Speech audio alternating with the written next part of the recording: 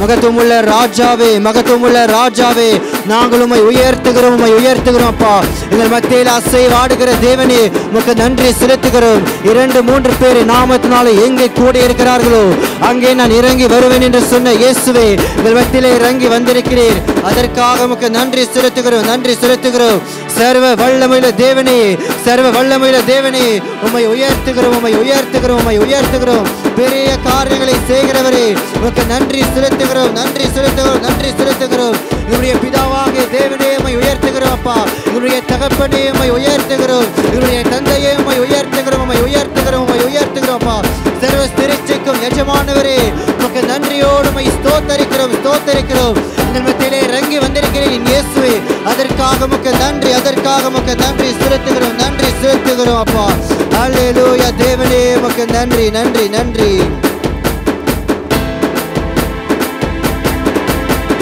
உன்னத தேவனுக்கு ஆராதனை, மகத்துவ ராஜனுக்கு ஆராதனை, சர்வவல்ல தேவனுக்கு ஆராதனை, எங்கள் ஆராதனை, எங்கள் ஆராதனை. அல்லேலூயா பாடி துதிப்போம், எங்கள் இயேசு ராஜனை வாட்டி போற்றுவோம். அல்லேலூயா பாடி துதிப்போம், எங்கள் இயேசு ராஜனை. உன்னத தேவனுக்கு, உன்னத தேவனுக்கு ஆராதனை, மகத்துவ ராஜனுக்கு அறிக்கை செய்வோம். சர்வவல்ல தேவனுக்கு ஆராதனை, எங்கள் ஆராதனை, எங்கள் ஆராதனை. அல்லேலூயா பாடி துதிப்போம், எங்கள் இயேசு ராஜனை வாட்டி போற்றுவோம். அல்லேலூயா பாடி துதிப்போம், எங்கள் இயேசு ராஜனை வாட்டி போற்றுவோம்.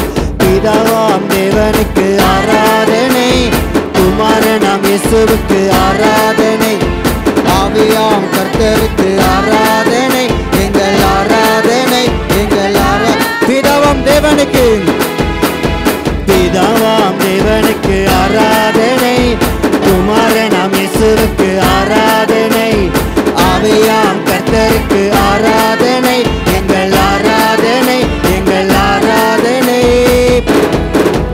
அல்லேலூயா பாடி துதிப்போம், எங்கள் இயேசு ராஜன். உற்சாகமாய் பாடுவோம். அல்லேலூயா பாடி துதிப்போம், எங்கள் இயேசு ராஜனை வாட்டி போற்றுவோம். அல்லேலூயா பாடி துதிப்போம், எங்கள் இயேசு ராஜனை வாட்டி போற்றுவோம். அல்லேலூயா பாடி துதிப்போம், எங்கள் இயேசு ராஜனை வாட்டி போற்றுவோம். அதிசயம் செய்தவரை ஆராதிப்போம், அற்புதங்கள் செய்தவரை ஆராதிப்போம். அதிசயம் செய்தவரை ஆராதிப்போம், அற்புதங்கள் செய்தவரை ஆராதிப்போம். கரம் பற்றி நடத்தினீர் ஆராதிப்போம், கண்மலை மேல் உயர்த்தினீர் ஆராதிப்போம். கரம் பற்றி நடத்தினீர் ஆராதிப்போம், கண்மலை மேல் உயர்த்தினீர் ஆராதிப்போம். அல்லேலூயா பாடி துதிப்போம், எங்கள் இயேசு ராஜன். அல்லேலூயா பாடி துதிப்போம், எங்கள் இயேசு ராஜனை வாட்டி போற்றுவோம். உன்னத தேவனுக்கு ஆராதனை, மகத்துவ ராஜனுக்கு ஆராதனை, சர்வவல்ல தேவனுக்கு ஆராதனை, எங்கள் ஆராதனை, எங்கள் ஆராதனை. அல்லேலூயா, அல்லேலூயா. உற்சாகமாக கட்டி பாடுவோம், சொல்லுவோம். அல்லேலூயா பாடி துதிப்போம், எங்கள் இயேசு ராஜனை வாட்டி போற்றுவோம். பாவங்களை மன்னித்தாரே ஆராதிப்போம், பரிசுத்தம் தந்திட்டாரே ஆராதிப்போம். பாவங்களை மன்னித்தாரே ஆராதிப்போம், பரிசுத்தம் தந்திட்டாரே ஆராதிப்போம். அக்கினியால் குடமிட்டாரே ஆராதிப்போம், பொன்னாக மின்னச் செய்தார் ஆராதிப்போர். அக்கினியால் குடமிட்டாரே ஆராதிப்போம், பொன்னாக மின்னச் செய்தார் ஆராதிப்போம். அல்லேலூயா பாடி துதிப்போம், எங்கள் இயேசு ராஜனை வாட்டி போற்றுவோம். அல்லேலூயா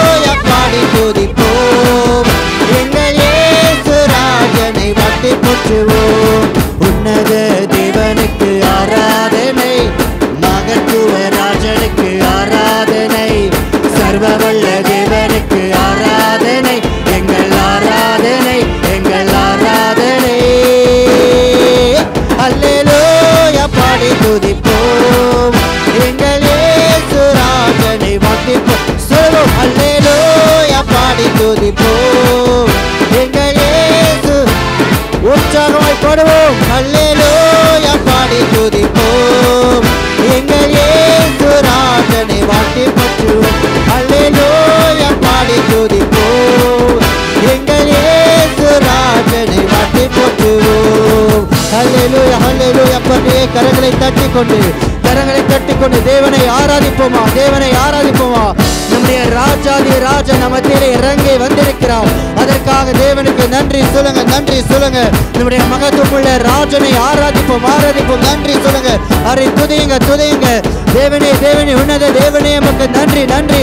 மகத்துவமுள்ள ராஜனே, உங்கள் மத்தியிலே இறங்கி வந்திருக்கிறேன். அதற்காக உமக்கு நன்றி. உங்களுடைய பிதாவாக தேவனே உமக்கு நன்றி. ராஜாதி ராஜாவே உமக்கு நன்றி. எங்களுடைய வாழ்க்கையில் அதிசயங்களை செய்கிறவரே உமக்கு நன்றி செலுத்துகிறோம், நன்றி செலுத்துகிறோம்ப்பா. எங்களுடைய வாழ்க்கையில் அற்புதங்களை செய்கிறீர்கள் இயேசுவே, அற்புதங்களை செய்கிறீர்கள் இயேசுவே. அதற்காக உமக்கு நன்றி. சிலுவை மேலே சாத்தானுடைய தலையை நசுக்கி போட்டீர், அதற்காக உமக்கு நன்றி. எல்லாவற்றிலேயும் வெற்றியை தருகிறேன் இயேசுவே, எல்லாவற்றிலேயும் வெற்றியை தருகிறேன் தேவனே. உமக்கு நன்றியோடு ஸ்தோத்தரிக்கிறோம், ஸ்தோத்தரிக்கிறோம். எங்களுடைய பாவங்களை எல்லாம் மன்னிக்கிறீர்கள் தேவனே, எங்களுடைய நோய்களை எல்லாம் குணமாக்கிறீர்கள் இயேசுவே. உமக்கு நன்றி, நன்றி, நன்றி, நன்றி செலுத்துகிறோம்ப்பா. பரிசுத்தமுள்ள தேவனே, பரிசுத்தமுள்ள தேவனே, அல்லேலூயா. பரிசுத்தர், பரிசுத்தர், பரிசுத்தர் என்று சொல்லி நாங்கள் உம்மை ஆராதிக்கிறோம் அப்பா.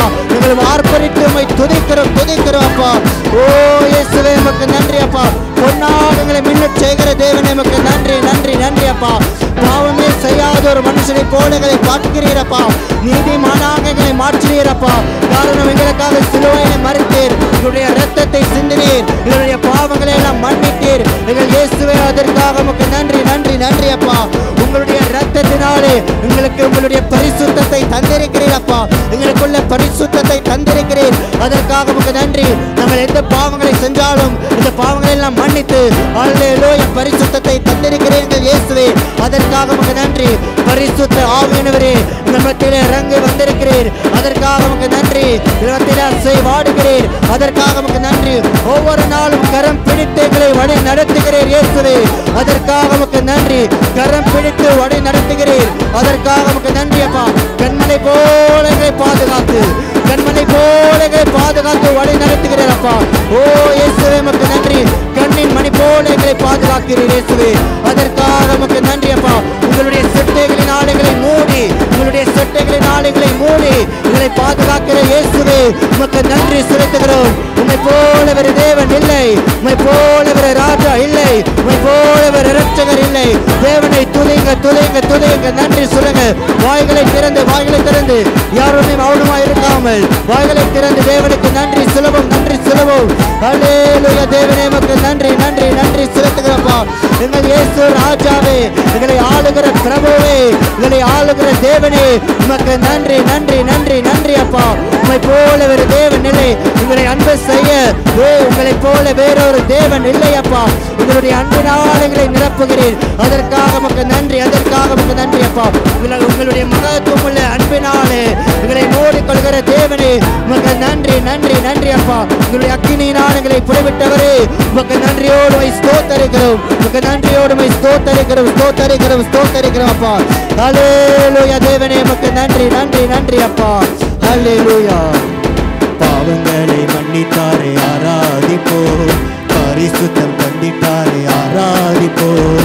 பாவங்களை மன்னித்தாரே ஆராதிப்போம், பரிசுத்தம் தந்திட்டாரே ஆராதிப்போம். அக்கினியால் புடமிட்டாரே ஆராதிப்போம், பொன்னாக மின்ன செய்தார் ஆராதிப்போம். அக்கினியால் புடமிட்டாரே ஆராதிப்போம், பொன்னாக மின்ன செய்தார் ஆராதிப்போம். அல்லேலூயா பாடி துதிப்போம், எங்கள் இயேசு ராஜனை சொல்லுவோம். அல்லேலூயா பாடி துதிப்போம், எங்கள் இயேசு ராஜனை வாட்டி போட்டு. அல்லேலூயா பாடி துதிப்போம் எங்கள் இயேசு ராஜனை வாட்டி போற்றுவோம் அல்லேலூயா பாடி துதிப்போம் எங்கள் இயேசு ராஜனை வாட்டி போற்றுவோம் உன்னத தேவனுக்கு ஆராதனை மகத்துவ ராஜனுக்கு ஆராதனை சர்வவல்ல தேவனுக்கு ஆராதனை எங்கள் ஆராதனை எங்கள் ஆராதனை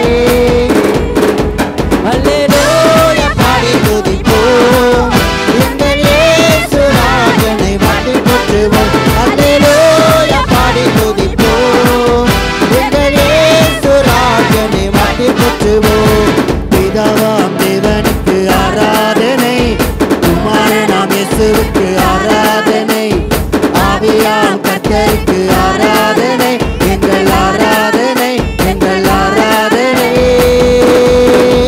அல்லேலூயா பாடி துதிப்போம் எங்கள் இயேசு ராஜ் உற்சாகமாய் பாடுவோம் அல்லேலூயா பாடி துதிப்போம் எங்கள் இயேசு ராஜ் இன்னும் ஒரு விசை அல்லேலூயா பாடி துதிப்போம் எங்கள் இயேசு ராஜனை வாட்டி போற்றுவோம் அல்லேலூயா பாடி துதிப்போம் எங்கள் இயேசு ராஜனை வாட்டி போற்றுவோம்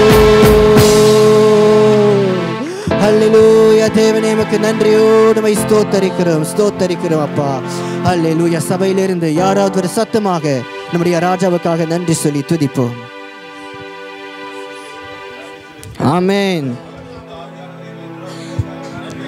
நன்றி செலுத்துகிறோம்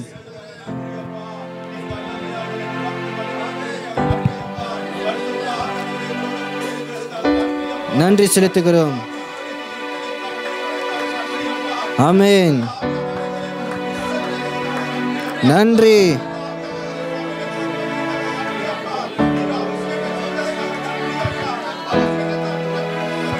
நன்றி நன்றி நன்றி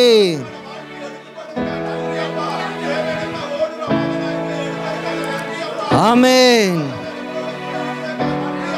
ஆமென்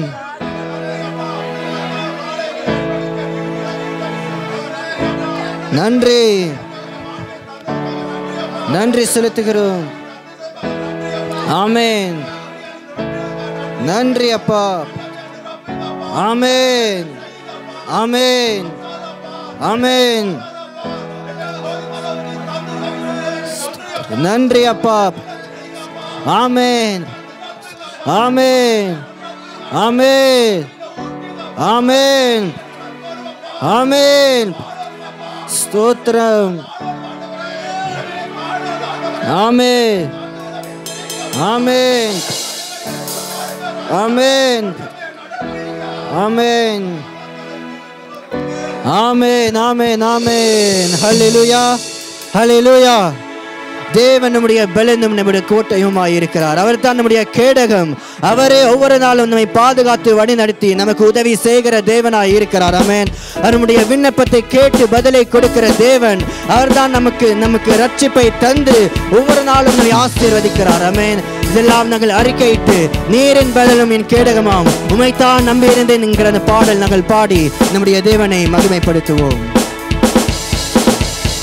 நீரின் பலனும் என் கேடகமாம் உம்மைத்தான் நம்பியிருந்தேன். நீரின் பலனும் என் கேடகமாம் உம்மைத்தான் நம்பியிருந்தேன். சகாயம் பெற்றேன் உதவி பெற்றேன் பாடி உம்மை துதிப்பேன். சகாயம் பெற்றேன் உதவி பெற்றேன் பாடி உம்மை துதிப்பேன். உம்மை போற்றுவேன் உம்மை உயர்த்துவேன் உம்மை பாடுவேன் உம்மை சொல்லுவோம். உம்மை போற்றுவேன் பாடுவோம் உம்மை ஆராதிப்பேன். துதிகன மகிமைக்கு பாத்திரர் இயேசு ராஜா நீரே. சொல்லுவோம் எங்கள் துதிகன மகிமைக்கு பாத்திரர் இயேசு ராஜா. என் விண்ணப்பத்தின் சத்தத்தை கேட்டவரே நன்றி நன்றி ஐயா. விண்ணப்பத்தின் சத்தத்தை கேட்டவரே நன்றி நன்றி ஐயா.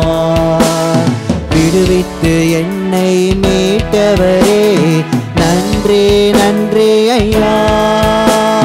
விடுவித்து என்னை மீட்டவரே நன்றி நன்றி ஐயா.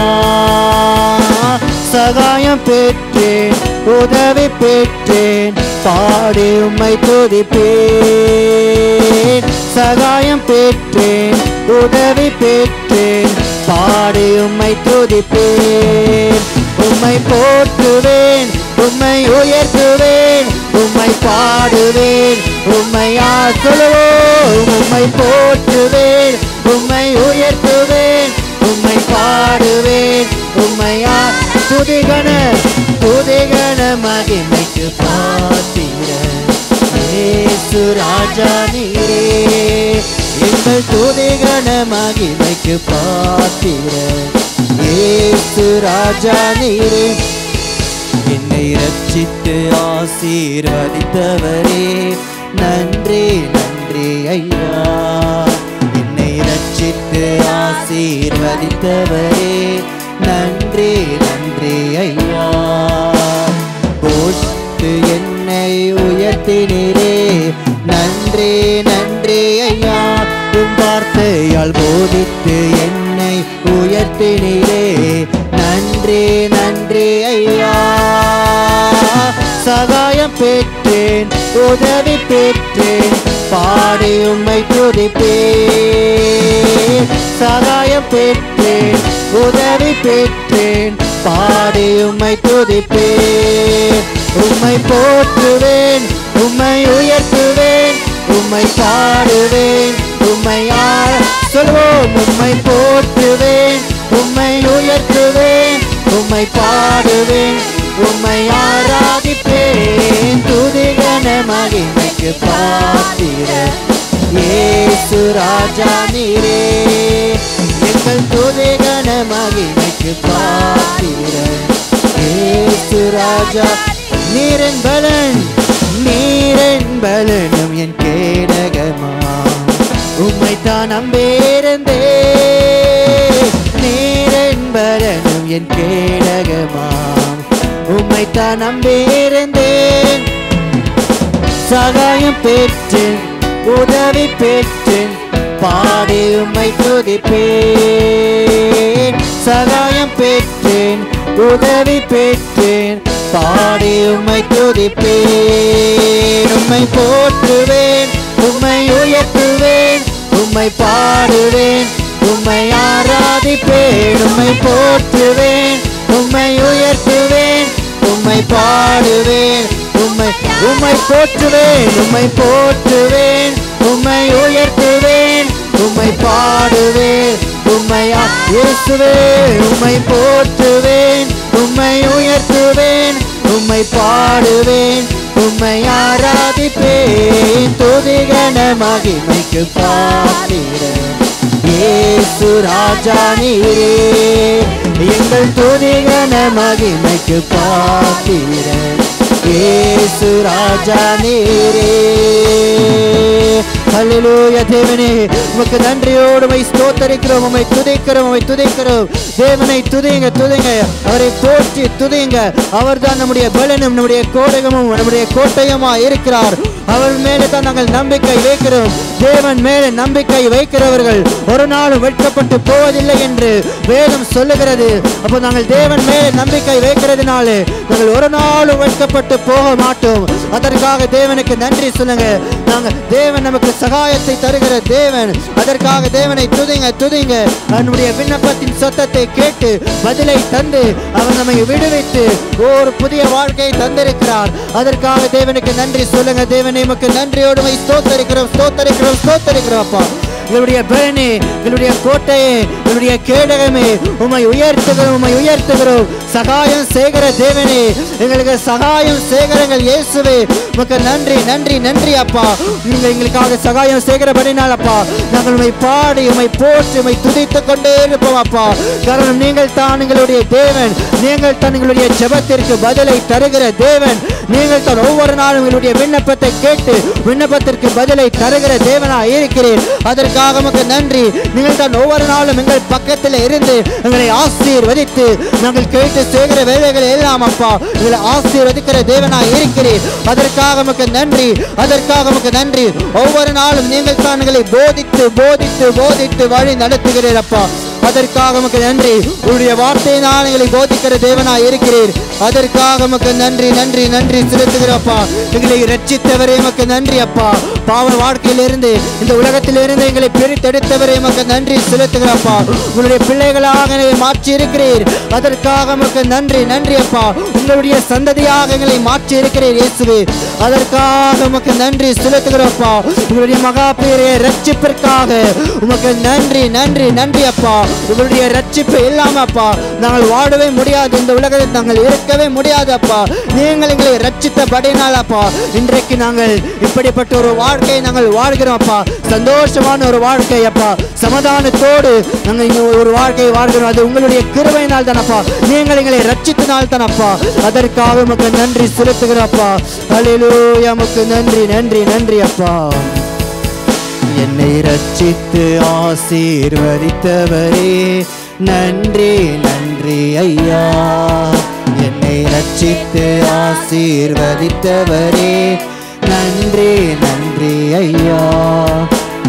போதித்து என்னை உயர்த்தினீரே நன்றி நன்றி ஐயா.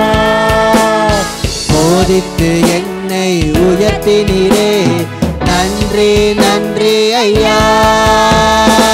சகாயம் பெற்றேன், உதவி பெற்றேன், பாடி உம்மை துதிப்பேன். சகாயம் பெற்றேன், உதவி பெற்றேன், பாடி உம்மை துதிப்பேன். உம்மை போற்றுவேன், உம்மை உயர்த்துவேன், உம்மை பாடுவேன், உம்மை சொல்லுவோம். உம்மை போற்றுவேன், உம்மை உயர்த்துவேன், உம்மை பாடுவேன், உம்மை ஆராதிப்பேன். துதிகன மகிமைக்கு பாத்திரன் இயேசு ராஜா நீரே. எங்கள் துதிகன மகிமைக்கு பாத்திரன் இயேசு ராஜா நீரே. நீரென் பலனும் என் கேடகமா, உம்மைத்தான் நம்பியிருந்தேன். நீரென் பலனும் என் கேடகமா, உம்மைத்தான் நம்பியிருந்தேன். சகாயம் பெற்றேன், உதவி பெற்றேன், பாடி உம்மை துதிப்பேன். சகாயம் பெற்றேன், உதவி பெற்றேன், பாடி உம்மை துதிப்பேன். உம்மை போற்றுவேன், உம்மை உயர்த்துவேன், உம்மை பாடுவேன், உம்மை ஆராதிப்பேன். உம்மை போற்றுவேன், உம்மை உயர்த்துவேன், உம்மை பாடுவேன், உம்மை ஆராதிப்பேன். துதிகன மகிமைக்கு பாத்திரன் இயேசு ராஜா நீரே. எங்கள் துதிகன மகிமைக்கு பாத்திரன் இயேசு ராஜா நீரே. ஹல்லேலூயா. தேவனே உமக்கு நன்றியோடு உம்மை ஸ்தோத்தரிக்கிறோம்ப்பா. உங்களுடைய பலனாயிருக்கிற கர்த்தாவே, நான் உம்மை எப்பொழுதும் உம்மை ஸ்தோத்தரித்துக் கொண்டே இருப்போம் அப்பா. அதற்காக உமக்கு நன்றி நன்றி நன்றி அப்பா.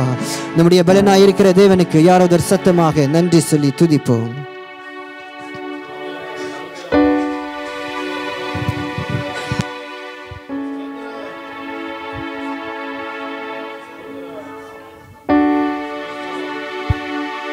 ஸ்தோத்திரம்.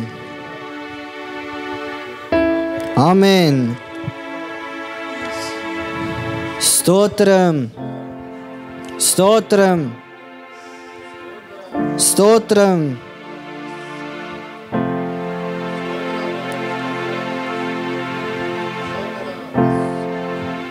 ஸ்தோத்திரம் ஸ்தோத்திரம். ஆமென், ஆமென், ஆமென். அப்போஸ்தலர் 4ஆம் அதிகாரம் 31வது வசனம் சொல்லுகிறது, அவர்கள் ஜெபம் பண்ணின போது அவர்கள் குடியிருந்த இடம் அசைந்தது. அவர்கள் எல்லாரும் பரிசுத்த ஆவியினால் நிரப்பப்பட்டு தேவ வசனத்தை தைரியமாய் அறிவித்தார்கள். ஆமென்.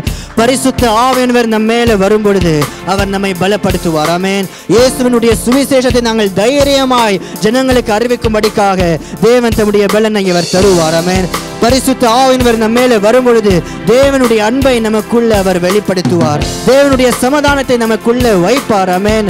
இதற்கெல்லாம் நாங்கள் தேவனுக்கு நன்றி செலுத்தி பரிசுத்த ஆவியானவரை வரவேற்று இந்த பாடலை பாடி நம்முடைய தேவனை உயர்த்துவோம். மாறும் தூய ஆவியே, உம் பிரசன்னத்தை வாஞ்சிக்கிறோம். வல்லமையால் என்னை நீரைத்து நீராளுகை செய்யும். மாறும் தூய ஆவியே, உம் பிரசன்னத்தை வாஞ்சிக்கிறோம். உம் வல்லமையால் என்னை நீரைத்து நீராளுகை செய்யும். ஜீவ தண்ணீர் நீரே, தாகம் தீர்க்கும் ஊற்றே, ஆலோசனை கர்த்தரே, நீராளுகை செய்யும். கேட்போமா?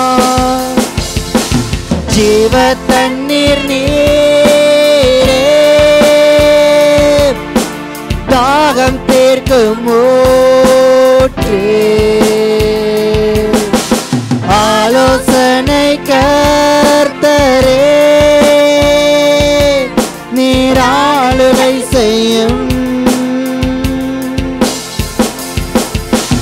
மாறும் தூய ஆவியே, உம் பிரசன்னத்தை வாஞ்சிக்கிறோம். உம் வல்லமையால் என்னை நீரைத்து நீராளுகை செய்யும். வாரும் தூய ஆவியே, வாரும் தூய ஆவியே, உம் பிரசன்னத்தை வாஞ்சிக்கிறோம். உம் வல்லமையால் என்னை நீரைத்து நீராளுகை செய்யும். அக்கினியும் நீரே, பெருங்காற்றும் நீரே, பெருமழை போலவே உம் ஆவியை ஊற்றும். அக்கினியும் நீரே, பெருங்காற்றும் நீரே, பெருமழை போலவே உம் ஆவியை ஊற்றும். வாரும் தூய ஆவியே, உம் பிரசன்னத்தை வாஞ்சிக்கிறோம். உம் வல்லமையால் என்னை நீரைத்து நீராளுகை செய்யும். வாரும் தூய ஆவியே, வாரும் தூய ஆவியே, பிரசன்னத்தை வாஞ்சிக்கிறோம்.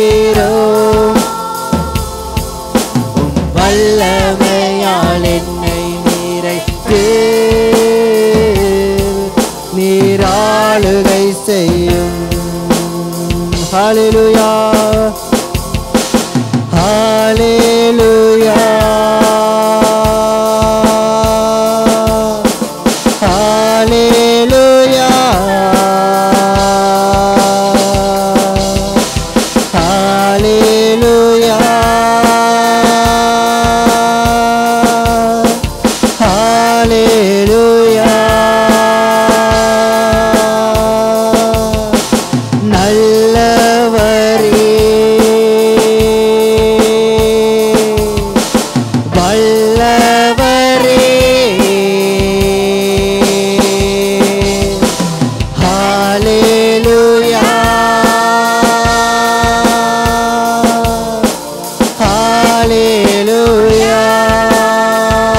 வாரும் தூய ஆவியே, வாரும் தூய ஆவியே, உம் பிரசன்னத்தை வாஞ்சிக்கிறோம். உம் வல்லமையால் என்னை நிறைத்து நீராளுகை செய்யும். வாரும் தூய ஆவியே, உம் பிரசன்னத்தை வாஞ்சிக்கிறோம். உம் வல்லமையால் என்னை நிறைத்து நீராளுகை செய்யும். ஹல்லேலூயா, ஹல்லேலூயா. கரங்களை தட்டி தேவனுக்கு நன்றி செலுத்துவோமா? பரிசுத்த ஆவியானவர் நம்ம மத்தியிலே இறங்கி வந்திருக்கிறார். நம்ம மத்தியிலே பலனை கொடுக்கும்படிக்காக அவர் நம்ம மத்தியிலே இறங்கி வந்திருக்கிறார். அதற்காக தேவனுக்கு நன்றி சொல்லுங்க. பெருங்காற்றாக அவர் நம்ம மத்தியிலே இறங்கி வந்திருக்கிறார். நன்றி சொல்லுங்க, நன்றி சொல்லுங்க. தேவனே, பரிசுத்த ஆவியானவரே, உமக்கு நன்றி செலுத்துகிறோம் அப்பா. உங்களுடைய பிரசன்னத்திற்காக உமக்கு நன்றி. உங்களுடைய சுவிசேஷத்தை நாங்கள் தைரியமாய் அறிவிக்கும்படிக்காக உங்களுடைய பலத்தின் ஆழங்களை நிரப்புகிற பரிசுத்த ஆவியானவரே, அதற்காக உமக்கு நன்றி நன்றி நன்றி நன்றி நன்றி நன்றி செலுத்துகிறோம்ப்பா. ஹல்லேலூயா, உமக்கு நன்றியோடு உம்மை ஸ்தோத்திரிக்கிறோம்ப்பா. அக்கினியினால் எங்கள் மத்தியிலே இறங்கி வருகிறீர், எங்கள் மத்தியிலே இறங்கி வருகிறீர். அதற்காக உமக்கு நன்றியோடு உம்மை ஸ்தோத்திரிக்கிறோம் ஸ்தோத்திரிக்கிறோம் ஸ்தோத்திரிக்கிறோம் அப்பா. ஹல்லேலூயா. தேவனே, உமக்கு நன்றியோடு உம்மை ஸ்தோத்திரிக்கிறோம். இந்த எல்லா துதியும் கனமும் மகிமையும் இயேசு கிறிஸ்துவின் நாமத்தினாலே ஏறெடுக்கிறோம் நல்ல பரலோக பிதாவே. ஆமென் ஆமென். பலமாய் கரங்களை தட்டி தேவனுக்கு நன்றி சொல்லி துதிப்போம். ஹல்லேலூயா. நம் எல்லோரும் கூட ஒரு விசை எழுந்து நின்று ஒரு சில விண்ணப்பங்களுக்காக நாம் ஜெபிக்கலாம். எல்லோருமாய் சேர்ந்து நாம் நன்றி செலுத்த போகிறோம். கர்த்தர் இந்த வாரத்தில் நமக்கு செய்திருக்கிற நன்மைகளை நினைத்து எல்லோருமே அப்படியே ஸ்தோத்திரம் பண்ணலாமா? நன்றி சொல்லுங்க, நன்றி சொல்லுங்க. கரங்களை தட்டி கொண்டு அப்படியே ஸ்தோத்திரம் சொல்லுங்க. நன்றி அப்பா, நாங்கள் நன்றியோடு ஸ்தோத்தரிக்கிறோம் கர்த்தாவே. இது இந்த வாரம் முழுவதும் எங்களை காத்து வழிநடத்தின உம்முடைய மகத்துவமான உம்முடைய கிருபைக்காக உமக்கு நாங்கள் நன்றி சொல்லுகிறோம், நன்றி செலுத்துகிறோம் கர்த்தாவே. நீர் பெரியவர், நீர் நல்லவர், நீர் அற்புதமான தேவன் என்று சொல்லி நாங்கள் உம்மை ஸ்தோத்தரிக்கிறோம் ஸ்தோத்தரிக்கிறோம். உம்மாலே நாங்கள் ஒரு சேனைக்குள் பாய்ந்து செல்லவும் எங்கள் தேவனால மதிலையும் தாண்டவும் பண்ணுகிற எங்கள் தேவனே, நாங்கள் உம்மை ஸ்தோத்தரிக்கிறோம் ஆண்டவரே. வியாதிகள் நெருங்காதபடிக்கு காத்து கொண்டீர் ஆண்டவரே. விபத்துகள் ஆபத்துகளிலிருந்து நீர் எங்களை பாதுகாத்து கொண்டீர். இந்த வாரம் முழுவதும் எங்கள் தேவைகளை எல்லாம் நீர் சந்தித்தீரே ஆண்டவரே. ஜெபத்தில் தரித்திருந்து உம்மை நோக்கி பார்க்க நீர் உதவி செய்தீரே. என்னுடைய இருதயத்தின் விருப்பங்களை எல்லாம் நிறைவேற்றினீரே. அதற்காக உமக்கு நாங்கள் நன்றி செலுத்துகிறோம் ஆண்டவரே. சத்துரு விரோதமாய் எழும்பின பொழுதெல்லாம் பரிசுத்த ஆவியானவர் ஜெய கொடியை நீர் ஏற்றினீரே. இந்த வாரங்கள் முழுவதும் ஆண்டவரே வீடுகளிலே ஜெபத்தை நடத்தும்படிக்கு நீர் செய்தீரே. அதற்காக நாங்கள் உம்மை ஸ்தோத்திரிக்கிறோம் ஸ்தோத்திரிக்கிறோம். கர்த்தருடைய வார்த்தையினால் நீர் எங்களை போஷித்தீரே. அதற்காக உமக்கு நாங்கள் நன்றி சொல்லுகிறோம் நன்றி சொல்லுகிறோம். பிள்ளைகளுடைய போக்கிலும் வரத்திலும் காத்து கொண்டீங்க. வேலை செய்வதற்கு தேவையான பலத்தை தந்தீங்க.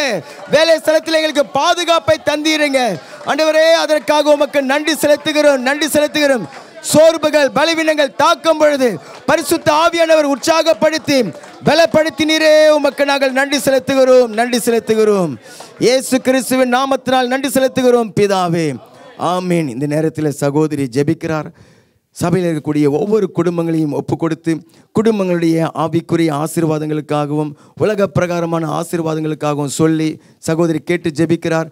நாம் எல்லோருமாய் சேர்ந்து சகோதரியோடு இணைந்து ஜெபிக்கலாம். హల్లెలూయా తండ్రి నాయన గొప్ప దేవా నా దేవా అత్యంత సింహాసనమద ఎల్లరమై జెబికలామా అప్పుడే స్తోత్రం பண்ணி జెబికలామా కరగలి ఉత్సాహంగా కట్టుకొని ನಮ್ಮ కుటుంబాలను ఒప్పుకొడితే జెబికలామా ఉన్నావు తండ్రి. నీవు లేని రోజు లేదు బాబు, నీవు లేని మేము లేం తండ్రి. ఆకాశం నీ సింహాసనమైనప్పుడు భూమి నీ పాదపీఠం తండ్రి.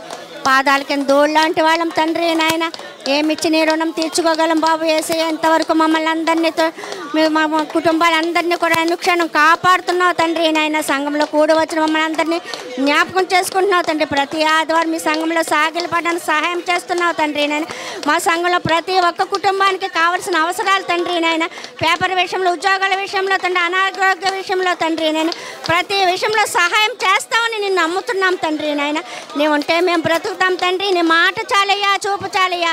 సంఘంలో మమ్మల్ని అందరినీ కూడా జ్ఞాపకం చేసుకుంటూ ఉంటామని ప్రభువా తండ్రి, నీ పాదాలు పెట్టి ప్రతి విషయంలో అడుగుతున్నాం తండ్రి. సహాయం చేస్తున్నావు తండ్రి నాయన.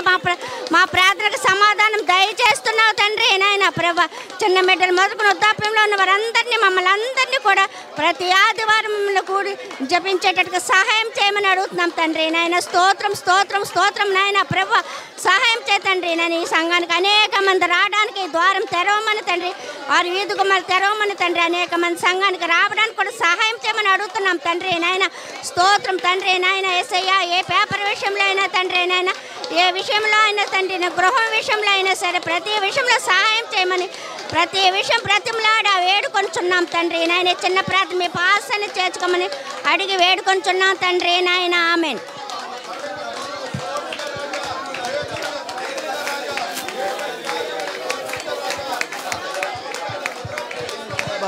நன்றி அப்பா, நன்றி செலுத்துகிறோம், நன்றி செலுத்துகிறோம். கர்த்தர் நம்முடைய ஜெபத்தை கேட்டதற்காக எல்லோருமாய் கரங்களை தட்டி நாம் நன்றி செலுத்தலாம். நன்றி அப்பா. அப்படியே சகோதரி ஜெபிக்கிறார். சபையில் உள்ள பிள்ளைகளை ஒப்பு கொடுத்து, சிறு பிள்ளைகள், வாலிப பிள்ளைகள், திருமண வயதில் இருக்கக்கூடிய ஒவ்வொரு பிள்ளைகள் ஒவ்வொருவரையும் ஒப்பு கொடுத்து இந்த நேரத்தில் சகோதரி ஜெபிக்கிறார்கள். பிள்ளைகளுடைய ஆவி ஆத்தும சரீர தேவைகளுக்காக சொல்லி கருத்தாய் ஜெபிக்கிறார்கள். எல்லோருமாய் இணைந்து கொண்டு நாம் ஜெபிக்கலாம். கிறிஸ்துராஜ சுசேஷ சபையில் இருக்கிற ஒவ்வொரு சிறப்பிற மரத்தை தெளிக்கிறோமப்பா. அவங்க ஆவி ஆத்மா சரீர மரத்தை தெளிக்கிறோமப்பா. அவங்க கூட இருந்து அவங்களை வழி நடத்துமாப்பா. உமக்காக தேர்ந்தப்பட்ட இந்த இடங்களை ஆசீர்வதிங்கப்பா. அவங்க கூட போட மேடமெல்லாம் பாதுகாத்து கொள்ளுங்கப்பா. இயேசுவின் ரத்தம் அவங்க கூட இந்த பதிலாக சூழ்ந்து கொள்ளட்டுமாப்பா. புல் எடுக்கிறவங்க எல்லாரும் அவங்க மேலே ரத்தத்தை தெளிக்கிறோமாப்பா. அப்பா அவங்க போகிற இடமெல்லாம் ரத்தத்தை தெளிக்கிறோமாப்பா.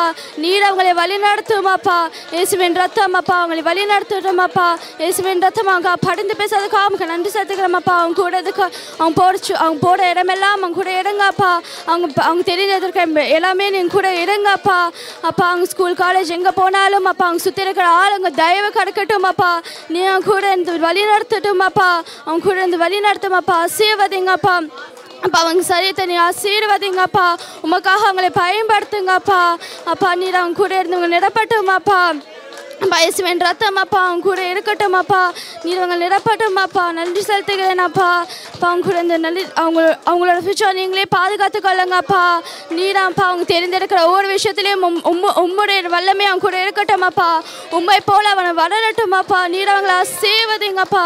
இயேசு மூலமா ஜெபிக்க நல்ல பிதாவே. ஆமென் ஆமென் ஆமென். கர்த்தர் நம்முடைய பிள்ளைகளுக்காக ஜெபிக்கப்பட்ட அந்த ஜெபத்தை கேட்டதற்காக எல்லோருமே நன்றி செலுத்தலாமா? பிள்ளைகளுக்கு தேவன் பாதுகாப்பை கொடுத்திருக்கிறதற்காக நன்றி.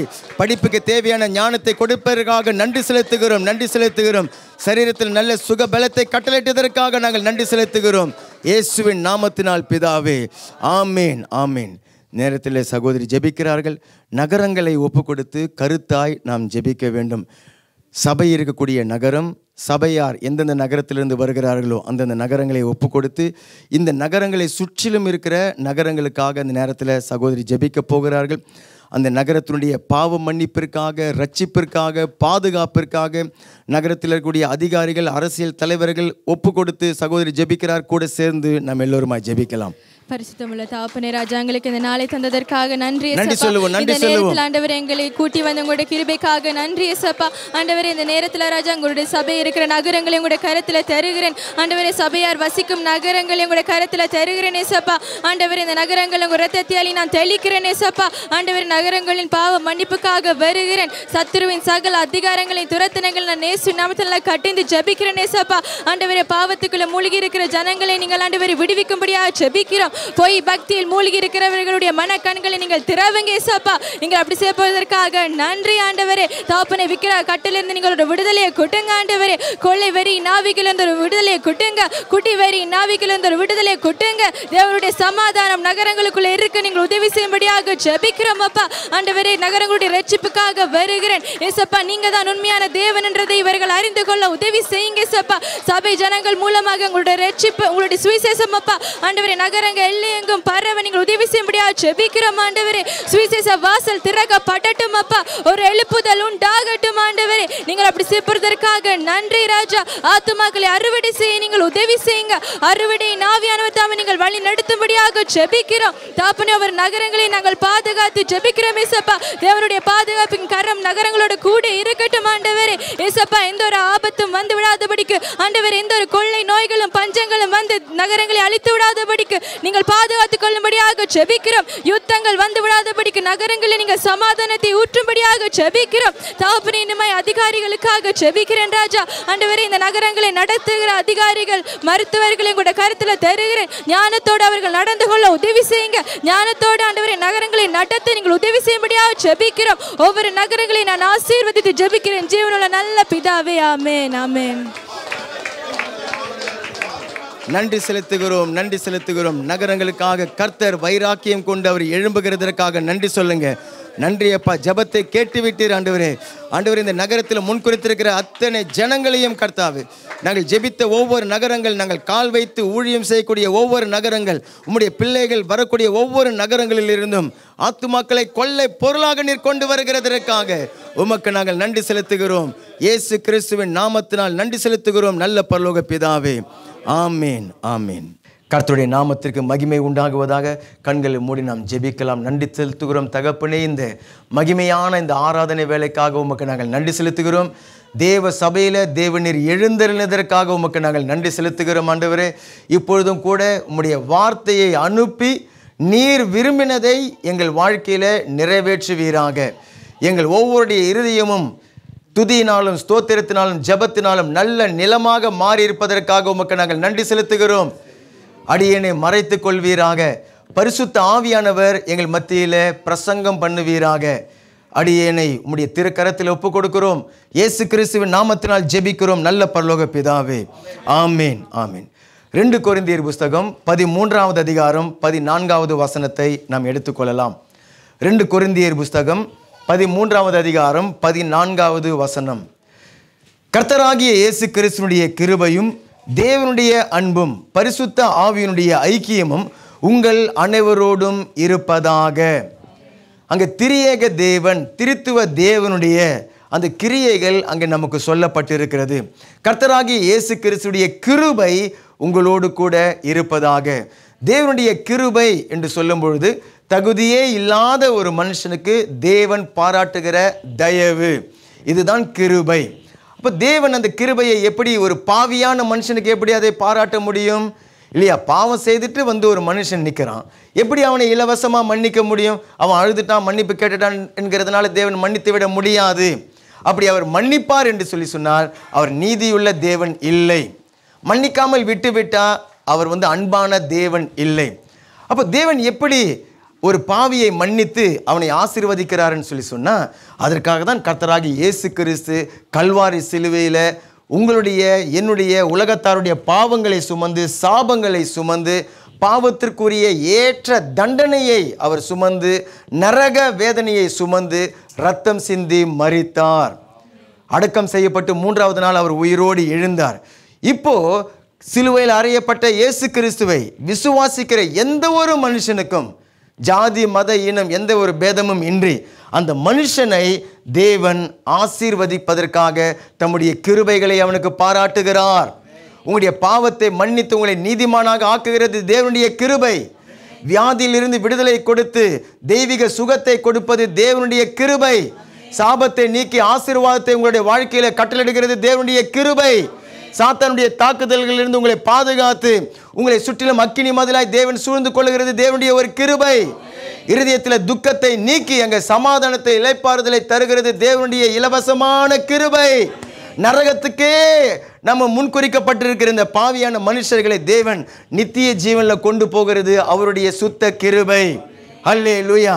அதுதான் அங்கே வேத வசனம் சொல்கிறது, கர்த்தராகிய இயேசு கிறிஸ்துடைய கிருபை உங்களோடு கூட இருப்பதாக. அப்படியே தேவனுடைய அன்பு உங்களோடு கூட இருப்பதாக. தேவனுடைய அன்பு என்ன? தேவன் மனுஷனை அவர் சிருஷ்டித்தார். அந்த மனுஷன் பாவத்தில் விழுந்து அவருடைய வார்த்தைக்கு கீழ்ப்படியாமல் போய்விட்டான். எல்லாவற்றையும் அவன் கெடுத்து போட்டு விட்டான். அப்போ பரலோக தேவன் அந்த மனுஷனை அப்படியே விட்டு அவனை அழித்து போட்டு விட்டு நான் வேறொரு உலகத்தை உண்டு பண்ணுகிறேன், வேற ஒரு சந்ததியை நான் உண்டு பண்ணுகிறேன் என்று சொல்லி அவர் சொல்லிவிடாமல் அந்த மனுஷனுக்காக தம்முடைய குமாரனை அவர் பூமியிலே அனுப்பினார். அல்லேலூயா. சிலுவையில் அவரை ஒப்பு கொடுத்தார். இவ்வளவாய் தேவன் உலகத்தை அவர் அன்பு செய்தார் என்று சொல்லி வேதம் சொல்லுகிறது. அதுதான் தேவனுடைய அன்பு. ஆமென். இப்போ பரிசுத்த ஆவியானவருடைய ஐக்கியம் என்று சொல்லி வேதம் சொல்லுகிறது. அப்போ பிதாவாகிய தேவனுடைய அன்பு, கர்த்தராகிய இயேசு கிறிஸ்துடைய கிருபை, இது எவ்வளவுதான் திரளாக அது இருந்தாலும் இன்றைக்கு ஒரு மனுஷனுக்குள்ளாக பரிசுத்த ஆவியானவர் தான் வந்து இருந்து செயல்பட்டு தேவனுடைய கிருபைகளை நோக்கி பார்த்து வசனத்திலிருந்து அந்த கிருபைகள் என்னென்ன கிருபைகள் எனக்காக சிலுவையில் சம்பாதிக்கப்பட்டிருக்கிறது என்கிறத அவன் வாசித்து அறிந்தது புரிந்து கொள்ள உதவி செய்கிறார். அந்த கிருபைகள் என்னுடைய வாழ்க்கையில் வேண்டும் என்று சொல்லி விருப்பத்தையும் அவர் தான் தருகிறாரு. அதற்காக ஜெபிக்கிற அந்த ஜெப ஆவியையும் அவர் தான் தருகிறார். அப்போ அந்த பரிசுத்த ஆவியானவருடைய ஐக்கியம் நம்மோடு கூட இல்லைன்னு சொல்லி சொன்னாக்கா தேவனுடைய கிருபைகளை, தேவனுடைய அந்த அன்பினால் உண்டாக்கூடிய அந்த ஆசீர்வாதங்களை நம்மளால் பெற்று அனுபவிக்க முடியாது. அதனால தான் பரிசுத்த ஆவியானவர் ரட்சிக்கப்பட்ட ஒவ்வொரு விசுவாசிக்கும் தேவன் பரிசுத்த ஆவியானவரை தருகிறார். எபேசியர் 1வது அதிகாரத்தில் அதை நீங்கள் வாசித்து பார்க்க முடியும். நீங்கள் ரட்சிப்பின் சுவிசேஷமாகிய திருவசனத்தை நீங்கள் கேட்ட பொழுது, நீங்கள் விசுவாசிகளாகிய ஞானஸ்நானம் பெற்றுக்கொண்ட பொழுது பரிசுத்த ஆவியானவரை தேவன் உங்களுக்கு கொடுத்திருக்கிறார். ஆமேன். அப்போ எனக்குள்ள ஆவியானவர் இருக்கிறாரா இல்லையான்னு சொல்லி கிடையாது. நீங்கள் இயேசுவை விசுவாசித்து நீங்கள் ரட்சிக்கப்பட்டவர்களாக இருப்பீங்கன்னு சொல்லி சொன்னால், பாவங்கள் மன்னிக்கப்பட்ட அனுபவத்தை பெற்றிருக்கிறீங்கன்னு சொன்னாக்கா பரிசுத்த ஆவியாகிய தேவன் உங்களுக்குள்ளே இருக்கிறார். அந்த பரிசுத்த ஆவியானவர் உங்களோடு கூட ஒரு நண்பனாக, ஒரு நட்பு உறவில் வந்துவிட வேண்டும் என்று சொல்லிட்டு விரும்புகிறார். அல்லேலூயா. உங்களோடு கூட இணைந்து உங்களுடைய குடும்பத்தை நடத்துகிறதுல, வேலை செய்கிறதுல, வியாபாரம் பண்ணுகிறதுல, ஊழியம் செய்கிறதுல ஒரு பங்காளியாக, சொல்லுங்க பங்காளி, ஒரு பார்ட்னர்ஷிப்பில் அவர் இணைந்து உங்களோடு கூட உங்களுடைய குடும்பத்தை கட்டி எழுப்ப அவர் விரும்புகிறார். அதனால தான் அந்த பரிசுத்த ஆவியானவரோடு நமக்கு ஐக்கியம் உண்டாகி இருக்க வேண்டும். ஐக்கியம் சொன்னால் என்ன அர்த்தம்? ஒரு வீட்டுக்கு நீங்கள் போகிறீங்க, அவரை வராங்க, நீங்கள் போகிறீங்க, அந்த போக்குவரத்து இல்லையா, போக்கும் வரத்துமா இருக்கிறதுக்கு பேர் தான் அந்த ஐக்கியம். ஒருவர் கூட நட்பு உறவில் நீங்கள் இருக்கிறீங்க இல்லையா, பேசுகிறீங்க, ஃபோன் பண்ணுறீங்க, அவங்கள பற்றி விசாரிக்கிறீங்க, நீங்கள் அவங்கள பற்றி உங்கள்கிட்ட சொல்கிறாங்க, அந்த நட்பு உறவு. அதே சமயத்தில் அந்த ஐக்கியம் என்று சொல்லும் பொழுது 2 பேர் இணைந்து ஒரு காரியத்தை செய்கிறது தான் அந்த ஐக்கியம். அல்லேலூயா. அப்போது நம்ம இந்த ரட்சிக்கப்பட்ட வாழ்க்கையில் அசதியாக அதில் இருந்து விடக்கூடாது. என்னோடு கூட என்றென்றைக்குமாய் இருக்கும்படிக்காகத்தான் பரிசுத்த ஆவியானவர் எனக்கு கொடுக்கப்பட்டிருக்கிறார். அவர் எனக்கு உள்ளாக இருக்கிறார், என்னோடு கூட இருக்கிறார், என் மேலே அவர் அசைவாடுகிறார். அல்லேலூயா. அப்போ அந்த பரிசுத்த ஆவியானவர் தான் என்னை தேவனுடைய கிறிஸ்து இயேசுடைய கிருபைக்கு நேராக நடத்துகிறார், தேவனுடைய அன்புக்கு நேராக என்னை நடத்துகிறார். எனக்கு உள்ளார இருந்து கொண்டு அவர் சாட்சி கொடுப்பார். நீ தேவனுடைய மகளாக இருக்கிற, நீ தேவனுடைய மகனாக இருக்கிற, உனக்கு இந்த குறிப்பிட்ட இந்த நேரத்தில் தேவன் இப்படிப்பட்ட ஆசீர்வாதத்தை உனக்கு வைத்திருக்கிறார், நீ சரியான தீர்மானம் எடுக்க, நீ சரியான பாதைகளை தெரிந்து கொள்ள அந்த ஆவியாகிய தேவன் தான் உங்களுக்குள்ளே இருந்து கொண்டு உங்களை வழி நடத்துகிறார். அவருடைய சத்தத்தை நீங்கள் கேட்பீர்கள், என் நாடுகள் என் சத்தத்தை கேட்கும் என்று சொல்லி ஆண்டவர் இயேசு சொல்லுகிறார். நீங்கள் அவருடைய ஆடாக இருப்பீங்கன்னு சொன்னாக்கா அவருடைய சத்தத்தை நீங்கள் கேட்பீர்கள். ஒரு தவறான தீர்மானம் எடுக்க போகிறீங்க, அப்போ நீ இடதுபுறமோ வடதுபுறமோ நீ சாயும் பொழுது இதுதான் வழி, இதில் நீங்கள் நடுவுங்கள் என்று சொல்லி உங்களுக்கு பின்னாடி இருந்து கொண்டு பரிசுத்த ஆவியானவர் பேசி உங்களை அழகாக கைட் பண்ணுவார். நீங்கள் ஆலோசனை இல்லாமல் குழம்பி போயிருக்கிற நேரத்தில் அவர் சரியான ஆலோசனைகளை பரிசுத்த ஆவியானவர் உங்களுக்கு தருவார். 2 தெசலோனிக்கர் புஸ்தகம் 3வது அதிகாரம் 5வது வசனத்தை வாசித்து பார்க்கும் பொழுது 2 தெசலோனிக்கர் 3வது அதிகாரம் 5வது வசனத்தில், கர்த்தர் உங்கள் இருதயங்களை தேவனை பற்றும் அன்புக்கும் கிறிஸ்துவின் பொறுமைக்கும் நேராய் உங்களை வழி நடத்துவாராக. யார் அங்கே நடத்துகிறார்? அங்கே கர்த்தர் என்று சொல்லி வரக்கூடிய வார்த்தை பரிசுத்த ஆவியானவரை குறிக்கிறது. அந்த பரிசுத்த ஆவியானவர் தான் நம்முடைய இருதயத்தை தேவனை பற்றும் அந்த அன்பிற்கும் இயேசு கிறிஸ்துடைய கிருபைக்கு நேராக பரிசுத்த ஆவியான தேவன் தான் நம்மை அவர் நடத்துகிறார். ஹல்லேலூயா. நீங்கள் பலவீனப்பட்டிருக்கிறீங்க, நீங்கள் சோர்ந்து போயிருக்கிறீங்க, அப்போ உங்களுக்குள்ளே இருந்து அந்த பலத்தை தந்து பரிசுத்த ஆவியானவர் என்ன பண்ணுகிறார்? பலத்தை தந்து உங்களை ஜெபிக்க ஊக்கப்படுத்துகிறார், ஜெபிக்க உங்களை உற்சாகப்படுத்துகிறார். நீ சோர்ந்து போகாத, நீ ஜெபித்தா தேவன் கேட்பார். நீ கலங்காத, நீ சோர்ந்து போகாத, பிரச்சனையை கண்டு நீ பயந்து போகாத. இது எந்த நேரமும் பாஸ்டருக்கு ஃபோன் பண்ணி இருக்க முடியாது பாருங்க.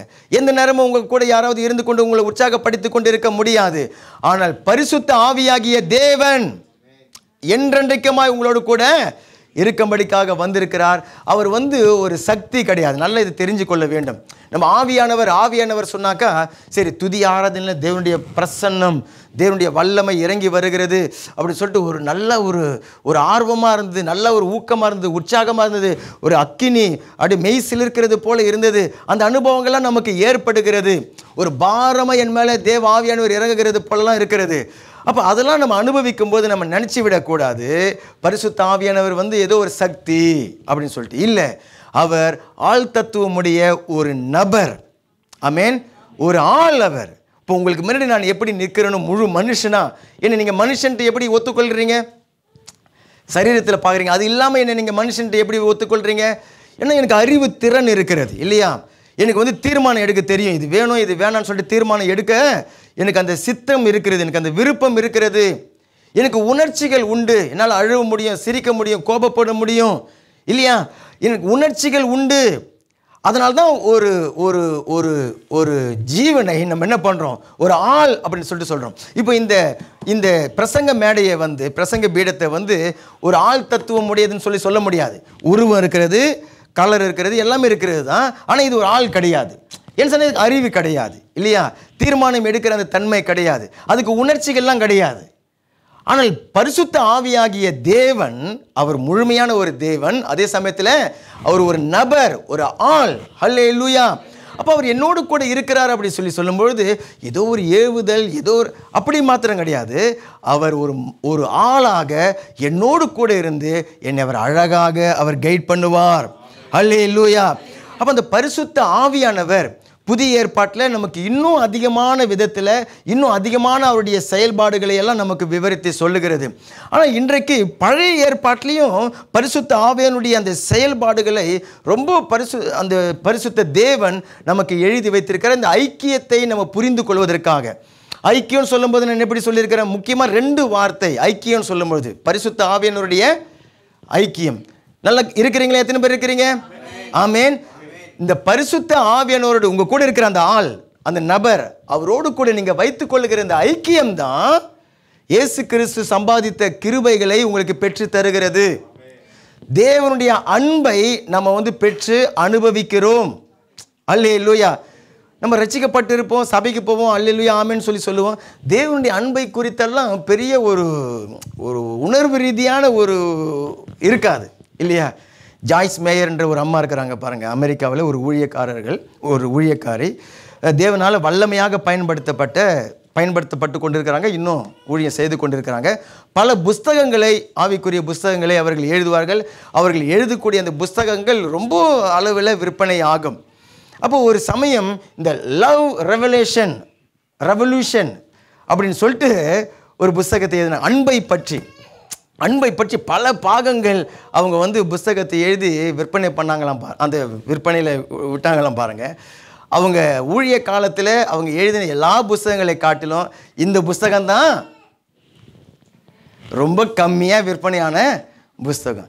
லவ் ரெவல்யூஷன், அதாவது அன்பை குறித்த ஒரு புரட்சிகரமான வெளிப்பாடு, அன்பின் புரட்சிகரம் என்று சொல்லிட்டு அதை நம்ம சொல்லலாம். அப்படி அதை குறித்து எழுதும் பொழுது அந்த புஸ்தகம் ரொம்ப விற்பனையே ஆகலையாம் பாருங்கள். அப்போ தான் தெரிந்து கொண்டாங்க, ஜனங்களுடைய இருதயத்தில் ரசிக்கப்பட்டிருக்கிறாங்க, சபைக்கு போகிறாங்க, ஞானசனம் வாங்கியிருக்கிறோம், 20 வருஷம் 15 வருஷம் 2 வருஷம் 1 வருஷம் அப்படி சொல்லிட்டு நம்ம சொல்லுகிறோம். ஆனால் தேவனுடைய அன்பை பற்றி பேசினா அப்படின்ற மாதிரி ஒரு மாதிரி ஆகிடுது. உன்னுடைய கண்ணீரை துடைப்பார், உன் காயங்களை கட்டுவார், பிசாசிலேருந்து விடுதலை கொடுப்பார், இதெல்லாம் அலர்ட்டாக ஆகி விடுகிறோம். ஆனால் அன்பு அப்படின்னு சொன்ன உடனே எனக்கு எல்லாம் தெரியும் அப்படின்ற மாதிரி ஆகி விடுகிறோம் இல்லையா? ஏன் அப்படி நல்லா யோசனை பண்ணி பாருங்க. ஏன்னு சொன்னாக்கா, எனக்காகவே என்னோடு கூடவே இருப்பதற்காக என்றென்றைக்குமாக இருக்கிற ஒரு ஆள், நபர், பரிசுத்த ஆவியானவரை அவரை அசட்டை பண்ணிவிட்டு நான் பாட்டு கிறிஸ்தவ வாழ்க்கையை தனியாக வாழ்ந்துன்னு இருக்கிறேன். நான் பாடி என்னுடைய குடும்ப வாழ்க்கையை தனியாக வாழ்ந்து கொண்டிருக்கிறேன், நான் பாடி என்னுடைய ஊழிய வாழ்க்கையை தனியாக நான் செய்து கொண்டிருக்கிறேன், நான் பாடி என் வேலைக்கு தனியாக என் காரியத்தை செய்து கொண்டிருக்கிறேன். பரிசுத்த ஆவியானவர் கூட எனக்கு எந்த விதமான ஒரு ஐக்கியமோ நட்பு உறவோ ஒரு பங்கோ அந்த பங்காளித்துவமோ எதுவுமே இல்லை. ஆகையினால தான் அந்த தேவனுடைய அன்பை நம்ம உணர்வு பூர்வமாக அதை அறிந்து கொள்ள முடியலை. அப்போ அந்த ஐக்கியத்தை குறித்து சொல்லும்போது 2 வார்த்தையை நல்லா கவனித்துக் கொள்ளணும். ஒன்று நட்பு உறவு, ஃப்ரெண்ட்ஷிப். ஆமென். பரிசுத்த ஆவியானுடைய ஐக்கியத்தை குறித்து தான் இந்த நாட்களில் நம்ம தியானித்து கொண்டு இருக்கிறோம். அந்த ஐக்கியம் நமக்குள்ளே பெருகிட்டுன்னு சொன்னாக்கா தேவனுடைய கிருபைகள், தேவனுடைய ஆசீர்வாதங்கள், தேவனுடைய அன்பை நம்ம அதனால் நிரப்பப்பட்டு தேவனுக்கு நல்ல ஒரு சாட்சியாக வாழ்ந்து கொண்டு இருப்போம். ஆகையினால இந்த பிரசங்கத்தை ஒரு அறத்தூக்கத்தோடு நம்ம கேட்கக்கூடாது. எப்படி கேட்கக்கூடாது? அறத்தூக்கத்தோடு நம்ம கேட்காம விழிப்போடு இருந்து நம்ம அதை கேட்கும்பொழுது தான் அந்த வார்த்தை என் ஆவியில் இறங்கும். கரங்களை உயர்த்தி சொல்லுங்க, நான் அறத்தூக்கத்தோடு கேட்க மாட்டேன். ஆமாம், அறத்தூக்கத்தோடு கேட்க மாட்டேன் பாஸ்டர். பரிசுத்த ஆவியானவர் என்னை தட்டி எழுப்புவாராக. எதுக்கெல்லாம் ஜெபிக்கதாகுது? ஆவியானவரே, ஆவியானவரே, நான் அறத்தூக்கத்தில் போயிடாதபடிக்கு என்னை அடிச்சு எழுப்புங்க. ஆமாம், அல்லேலூயா, அல்லேலூயா. அப்போ ஐக்கியம், பரிசுத்த ஆவியானுடைய ஐக்கியம் சொல்லும்போது 2 முக்கியமான வார்த்தைகள், நட்பு உறவு, ஃப்ரெண்ட்ஷிப். அல்லேலூயா. அதை பார்க்க போகிறோம். 2வது அவரோடு கூட பங்காளியாக, பார்ட்னர்ஷிப்பாக இணைந்து செய்கிறதை குறித்து பழைய ஏற்பாட்டில், நம்ம புதிய ஏற்பாட்டுக்கு பிற்பாடு நம்ம வருகிற நாட்களில் கர்த்தருக்கு சித்தமாக நம்ம வருவோம். ஆனால் இந்த நாளில் 2 சம்பவத்தை பார்த்து பரிசுத்த ஆவியானுடைய அந்த ஐக்கியத்தில் நம்ம வரும்பொழுது உண்டாகக்கூடிய அந்த ஆசீர்வாதங்களை நம்ம பார்த்து நம்மை அர்ப்பணித்து ஜெபித்து கொள்ள போகிறோம். முதலாவதாக வேத புஸ்தகத்தை எடுத்துக்கொள்ளுங்க. 2 நாளாகமம் புஸ்தகம் 20வது அதிகாரம் 7வது வசனத்தை பாருங்க. ஆபிரகாமோடு தேவனுக்கு இருந்த அந்த ஒரு உறவு இல்லையா? ஆபிரகாமை தேவன் சந்தித்தார். தேவனோடு ஆபிரகாமுக்கு நல்ல ஒரு உறவு இருந்தது, தொடர்பு இருந்தது. அதை குறித்து வேத வசனம் எப்படி சொல்லுகிறது? அநேகர் இந்த பழைய ஏற்பாடே வேணாம், பழைய ஏற்பாடே வேண்டான்றுவாங்க. ஆனால் அந்த பழைய ஏற்பாட்டில் புதிய ஏற்பாட்டினுடைய சத்தியத்தை நமக்கு நாடக பாணியில் தேவ ஆவியானவர் நமக்கு எழுதி வைத்திருக்கிறார். இப்போ 2 நாளாகமம் புஸ்தகம் 20வது அதிகாரம் 7வது வசனத்தில், எங்கள் தேவனாகிய நீர் உம்முடைய ஜனமாகிய இஸ்ரவேலுக்கு முன்பாக இந்த தேசத்து குடிகளை துரத்திவிட்டு இதை உம்முடைய சிநேகிதனாகிய ஆபிரகாமுடைய சந்ததிக்கு என்றென்றைக்கும் கொடுக்கவில்லையா? ஆமென். அங்கே ஆபிரகாமை குறித்து என்ன சொல்லப்பட்டிருக்கிறது? அந்த இஸ்ரவேல் ஜனங்களை குறித்து தான் அங்கே பேசப்படுகிறது. ஆனால் அவர்களை யார் என்று சொல்லி அங்கே வேத வசனம் அழைக்கிறதா? உம்முடைய சிநேகிதனாகிய ஆபிரகாம். ஆபிரகாம் தேவனுக்கு எப்படிப்பட்டவராக இருந்தார்? சிநேகிதனாக இருந்தார். ஏசாயா 41வது அதிகாரம் 8வது வசனத்தை கவனிங்க. ஸ்கிரீனில் நமக்கு போடப்படுகிறது. ஏசாயா 41வது அதிகாரம் 8வது வசனம், என் தாசனாகிய இஸ்ரவேலே, நான் தெரிந்து கொண்ட யாக்கோபே, என் சிநேகிதனான ஆபிரகாமின் சந்ததியே. அந்த இஸ்ரவேல் ஜனங்களை பார்க்கும்பொழுதுதான் தேவனுக்கு யார் மேலே தான் ஞாபகம் வருதான்? ஆபிரகாமை தான் யோசிக்கிறேன். ஏன்னா ஆபிரகாம் தேவனுக்கு ஒரு சிநேகிதனை போல இருந்தான் என்பதாக, சிநேகிதனாகவே இருந்தான். யாக்கோபு 2வது அதிகாரம் 23வது வசனமும் அதே சத்தியத்தை சொல்லுகிறது. ஆபிரகாம் தேவனுடைய சிநேகிதன் என்று சொல்லி எண்ணப்பட்டான். இந்த 3 வசனங்களை நம்ம வாசித்து பார்க்கும்போது ஒரு சத்தியம் நமக்கு விளக்கமாக புரியுது. ஆபிரகாம் ஒரு மனுஷன், ஆனால் வானத்தையும் பூமியும் உண்டாக்கின அண்ட சராசரங்களையும் படைத்த அந்த தேவனோடு ஆபிரகாமுக்கு சிநேகிதம் இருந்தது, நட்பு உறவு இருந்தது, ஃப்ரெண்ட்ஷிப் இருந்தது அப்படின்னு சொல்லி அந்த வசனத்தில் நம்ம வாசித்து அறிந்து கொள்ளுகிறோம். அதனுடைய ரகசியம் என்னன்னு சொல்லி கேட்டிங்கன்னாக்கா, இன்றைக்கு பரிசுத்த ஆவியானவரோடு நீங்கள் பரிசுத்த ஆவியானவரை பெற்றிருக்கிறீங்க. பரிசுத்த ஆவியானவரோடு எனக்கு ஐக்கியம் இருக்கிறது. அது எப்படிப்பட்ட ஐக்கியமாக அது இருக்கும்? எது என்னுடைய அந்த ஐக்கியத்தை, பரிசுத்த ஆவியானவரோடு இருக்கிற அந்த ஐக்கியத்தை எது வளர்க்கும் அப்படிங்கிறது இந்த ஆபிரகாமுடைய அந்த காரியத்தில் நம்ம அறிந்து கொள்ளலாம். அப்போ ஆபிரகாம் தேவனுக்கு கீழ்ப்படுகிறவனாக, தேவன் மேலே விசுவாசம் வைக்கிறவனாக அவன் இருந்தது தான் அவனை தேவனுக்கு சிநேகிதனாக ஆக்கினது. தேவன் மேலே ஒரு விசுவாசம், தேவனுக்கு கீழ்ப்படிந்து அவருடைய வார்த்தையை கேட்ட மாத்திரத்தில் அதிகாலையில் எழுந்துச்சு தேவனுடைய வார்த்தையை நிறைவேற்றுகிற அளவுக்கு ஒரு கீழ்ப்படுகிற ஒரு நபராக ஆபிரகாம் இருந்தபடினால தான் தேவன் ஆபிரகாமை தைரியமாக சொல்கிறாரு, இந்த ஆபிரகாம் என்னுடைய சிநேகிதனாக இருந்தான் என்று சொல்லி. இல்லையா? அவன் ஒரு விக்கிரக ஆராதனைக்காரனாக விக்கிரகம் செய்து அந்த தொழில் பண்ணி கொண்டிருந்தவர்களாக இருந்தபொழுது மகிமையின் தேவன் தரிசனமாகி அதையெல்லாம் விட்டுட்டு நான் காண்பிக்கிற தேசத்துக்கு போ என்று சொல்லி சொன்னபொழுது ஆபிரகாம் தான் போகக்கூடிய தேசம் என்னது, அது எப்படிப்பட்ட தேசம் சொல்லி தெரியாமலேயே தேவனுடைய சத்தத்திற்கு, அல்லேலூயா, தேவனுடைய வார்த்தைக்கு கீழ்ப்படிந்து விசுவாசத்தோடு அங்கிருந்து அவன் புறப்பட்டான். இந்த விக்கிரகங்கள் அல்ல, ஜீவனுள்ள தேவன், அவரை தான் நான் ஆவியோடு உண்மையோடு நான் ஆராதிப்பேன் அப்படி சொல்லிட்டு அதையெல்லாம் விட்டுட்டு தேவனுடைய சத்தத்துக்கு கீழ்ப்படிந்து அவன் போனான். கர்த்தரோடு இருக்கிற அந்த விசுவாசத்தில் பல வருடங்கள் வளர்ந்து கொண்டு வந்தார் பாருங்க. ஒரு 25 வருஷத்துக்கு மேலாக வளர்ந்து வந்துட்டு அவன் பல வருடங்களாக காத்திருந்து பெற்றுக்கொண்ட ஒரே மகன் பேர் என்னது? ஈசாக்கு. அவருடைய ஏக சுதன், ஒரே மகன், தன்னுடைய அன்பையெல்லாம் ஊற்றி பல வருஷங்கள் காத்திருந்து பெற்றுக்கொண்ட அந்த மகன் அவனை, நீ இந்த மோரியா மலையில் நான் ஒரு இடத்த காட்டுறேன், அங்கே போய் அவனை பலியிடு அப்படின்னு சொல்லிட்டு தேவன் சொன்ன பொழுது எதிர்த்து நிற்கல பாருங்க. அந்த சத்தத்துக்கு, தேவனுடைய சத்தம் கேட்ட மாத்திரத்தில் மனைவி கிட்ட கூட சொல்லலை. மறுநாள் காலையில் விடியங்காலையில் வேலைக்காரர்களை கூட்டுக்கொண்டு கழுதையை கட்டி கொண்டு அவர் இந்த மோரியா மலைக்கு அவர் சென்று விட்டார். அப்போ தேவனுடைய வார்த்தைக்கு கீழ்ப்படுகிற ஒரு மனுஷனாக, விசுவாசிக்கிற ஒரு மனுஷனாக இருந்தபடினால தான் தேவன் ஆபிரகாமை சிநேகிதன் என்று சொல்லி அழைத்தார். அந்த மோரியா மலையில் அவர் கண்டு கொண்டார், என் தேவன் என் தேவைகளை எல்லாம் அவர் சந்திக்கிறவர், ஆமேன், அவருக்கு போதுமானதிலும் அதிகமானது எனக்கு தருகிறவர், ஆகினால அவர் மேல 100 மடங்கு நான் விசுவாசம் வைக்க முடியும். ஆமேன். இதுதான் அந்த ஆபிரகாமுடைய அந்த விசுவாசம். அல்லேலூயா. அப்போ இன்றைக்கு நான் பரிசுத்த ஆவியானவரோடு எனக்கு ஒரு நட்பு உறவு, ஒரு ஐக்கியம் வரும்னு சொன்னாக்கா, தேவனுடைய வார்த்தைக்கு, தேவனுடைய ஆலோசனைகளுக்கு, தேவன் நம்மிடத்தில் வெளிப்படுத்தக்கூடிய அந்த சத்தியத்துக்கு நம்ம கீழ்ப்படிந்து அதை விசுவாசித்து கீழ்ப்படிந்து செயல்படுகிறவர்களாக நம்ம இருக்கும் பொழுது தான் பரிசுத்த ஆவியானவரோடு கூட இருக்கிற அந்த ஐக்கியத்தில் வளர முடியும். ஆமேன். முதல்ல ஆரம்பத்தில் தேவன் பேசும்போது சத்தமாக கேட்கும், தேவனுடைய குரல் சத்தமாக கேட்கும். இப்போ அந்த சகோதரி சாட்சி சொன்னாங்க இல்லையா, அவங்க ஜெபித்து கொண்டு இருக்கிறாங்க, ஆவியானவர் பேசுகிறார், நீ புறப்பட்டு போய் மெலன் மர்ஷல நீ கைப்பிரதி கொடுக்க போ, ட்ராக்ஸ் கொடுக்க போ அப்படின்னு சொல்லிட்டு. எப்பொழுதும் போகிறவங்க தான் அவங்க, அந்த மர்ஷவுக்கு எப்பொழுதும் போகிறவங்க தான். ஆனால் அன்றைக்கு ஆவியானவர் பேசினார். இப்போ இந்த சத்தத்தை பிசாசு பேசுன்னு சொல்லி, இயேசுவின் நாமத்தில் பிசாசு ஒன்று துரத்துக்கிறேன் இல்லையா, நான் வீட்டில் இருக்கிறேன் இப்படி சொல்லிட்டு அந்த சத்தத்தை அவங்க அசட்டை பண்ணி விடலை. தேவ ஆவியானவர் பேசினார். அல்லேலூயா. அதனால புறப்பட்டு போனதுனால அதனுடைய அறுவடையை அவர்கள் அனுபவித்தார்கள். அல்லேலூயா.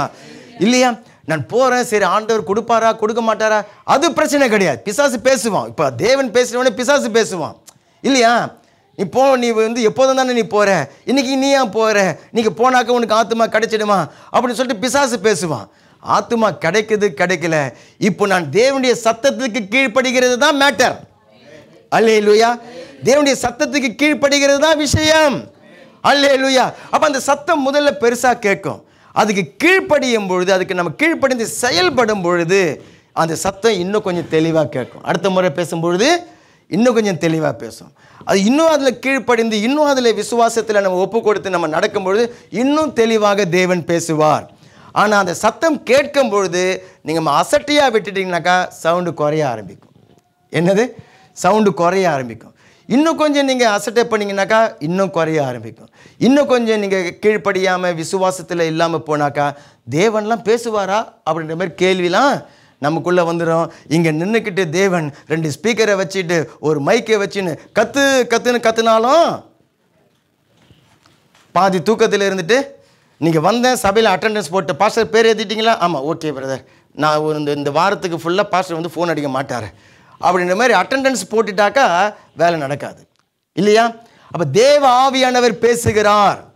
ஆமேன். அப்போ அந்த சத்தத்துக்கு ஆபிரகாம் அந்த அளவுக்கு கீழ்ப்படிந்தார். அது மாத்திரம் கிடையாமல் ஆபிரகாம் எப்பொழுதும் தேவனிடத்தில் ஜெபிக்கிறவராக இருந்தார். ஆமேன்.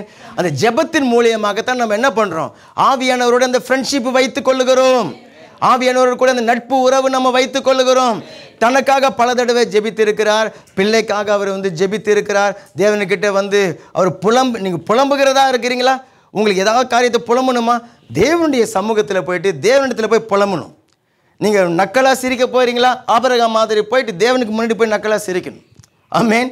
என்ன ஆண்டவரே, நான் எனக்கு 100 வயசு ஆகிடுச்சு, என்னமோ புள்ள கொடுக்க போகிறேன், அப்படி கொடுக்குறேன் இப்படி கொடுக்குறேன்னு சொல்கிறீங்க, இதோ இஸ்மாயில் இருக்கிறேன், அவனை ஆசீர்வதிச்சுட்டு போங்க அப்படின்னு சொல்லிட்டு சொல்கிறதா அவ்வளோ தைரியமும் தேவன்கிட்ட போகும்போது நமக்கு வரணும். அல்லேலூயா. இது நீங்கள் மனுஷர்கள்கிட்ட போய் நீங்கள் பேசிடுவீங்க. உங்களுடைய பலவீனங்களை சொல்லி சொல்லி உங்களுடைய காரியங்களை எல்லாம் அவர்கள் தடை பண்ணி போட்டு விடுவார்கள். நம்ம அழுகிறதாக இருந்தாலும் புலம்புகிறதாக இருந்தாலும் தேவனுக்கிட்ட முறுமுறுக்கிறதா இருந்தால் கூட குறை சொல்கிறதா இருந்தால் கூட சங்கீதங்கள்லாம் போய் வாசித்து பாருங்கள். தாவீது புலம்புவார், முறுமுறுப்பார். சில சமயத்தில் என்ன ஆண்டவரை எங்களை கைவிட்டுட்டீங்க, என்ன ஆண்டவரை எங்களை இப்படி செஞ்சிட்டீங்க, அது எல்லாம் தேவனிடத்தில் போயிட்டு அவர் கொட்டுவார். இப்போ 18வது அதிகாரத்தில் நம்ம வாசித்த அந்த வேத பகுதி ரொம்ப அந்த தேவனுடைய சிநேகிதன் என்று சொல்லி ஆபிரகாம் அழைக்கப்படுவதற்கு பல காரியங்கள் இருந்தாலும் அந்த சம்பவத்தில் ரொம்ப அற்புதமாக இருக்குது பாருங்க. ஆபிரகாம் தன்னுடைய கூடாரத்தில் உட்கார்ந்து கொண்டிருக்கிறார். தேவன் வருகிறார். ஆமென்.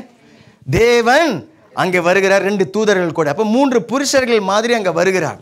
ஆபிரகாம் பார்த்துட்டு ஓடி சென்று அவர்களை விசாரித்து அவருடைய கால்களை கழுவிக்கொள்வதற்கு அவங்களை அந்த மரத்தின் கீழே உட்கார வைத்து தண்ணீரெல்லாம் கொண்டு வந்து நீங்கள் இங்கேயே இருங்க, நான் உங்களுக்கு போயிட்டு சாப்பாடெல்லாம் செய்து கொண்டு வருகிறேன்னு சொல்லிட்டு வேலைக்காரன்ட்ட சொல்லி தன்னுடைய மனைவி கிட்ட சொல்லி சாப்பாடெல்லாம் ஆயத்தப்படுத்தி கொண்டு வைத்து கொண்டு இருக்கிறார்.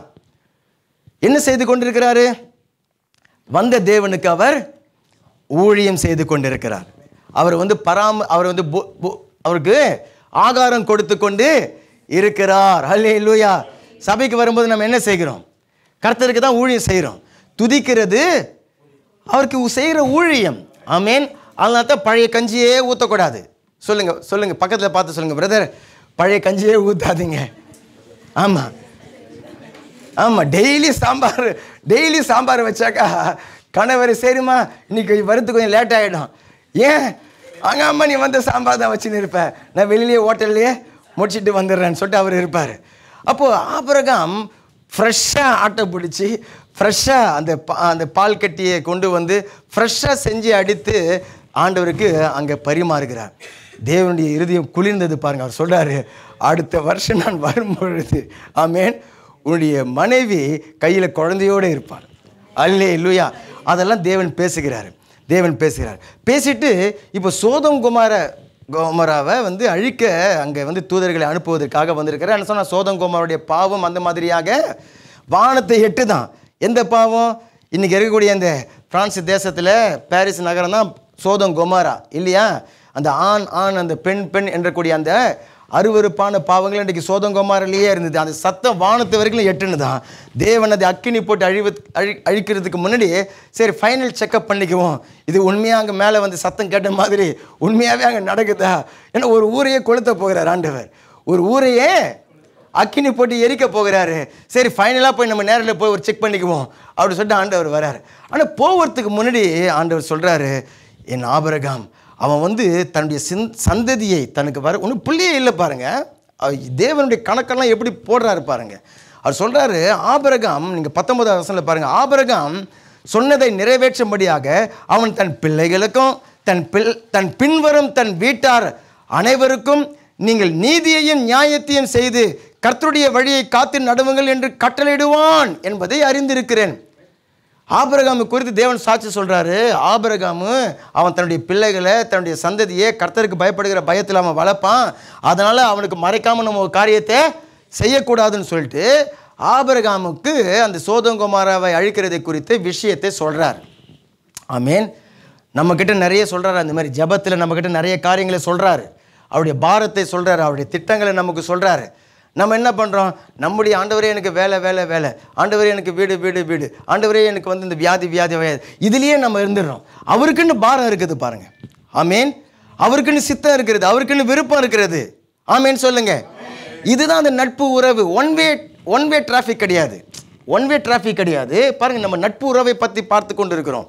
அப்போ தேவன் ஆபிரகாமுக்கு அங்கே வெளிப்படுத்துகிறார்.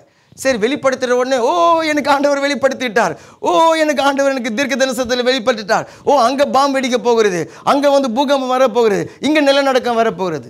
அதுக்காக உனக்கு வெளிப்படுத்தினார், அதுக்காக உனக்கு சொன்னார், உன்னுடைய பேரை பெருமைப்படுத்திக்கிறதுக்காக சொன்னார்? இல்லை. ஆபிரகாம் அந்த சத்தியத்தை அந்த வெளிப்பாட்டை கேட்ட உடனேயும் ஆபிரகாம் என்ன பண்ணிட்டாரு? இப்போ தேவன்கிட்ட பேரம் பேசி அவரை ஜெபிக்க ஆரம்பிச்சிட்டார். ஆண்டவரே, அல்லேலூயா, ஆண்டவரே நீ வந்து சர்வலோகத்துக்கும் நியாயாதிபதி, நீதிமான்களையும் இந்த துன்மார்க்கரை கூட நீங்கள் அழித்து போட்டுடுவீங்களா? அந்த நகரத்தில் ஒருவேளை நீதிமான்கள் இருக்கலாமே, 50 நீதிமான் இருந்தால் அழிப்பீங்களா ஆண்டவரே என்றார். ஆண்டவர் கொஞ்சம் உஷாராயிட்டு தெளிவாக சொல்கிறாரு, தம்பி 50 நீதிமான்கள் இருந்தால் நான் அழிக்க மாட்டேன். ஆபிரகாம் சந்தேகம் வந்துடுச்சு. அவர் மறுபடியும் ஜெபத்தில் போறாரு. சரி ஆண்டவரே, ஆபிரகாம் எவ்வளோ தெளிவாக கேட்குறாரு, ஆனால் அவரை விட ரொம்ப தெளிவாக இருக்கிறார் ஆண்டவர். ஆபிரகாம் சொல்கிறார் 5 குறைஞ்சிட்டான்றாரு.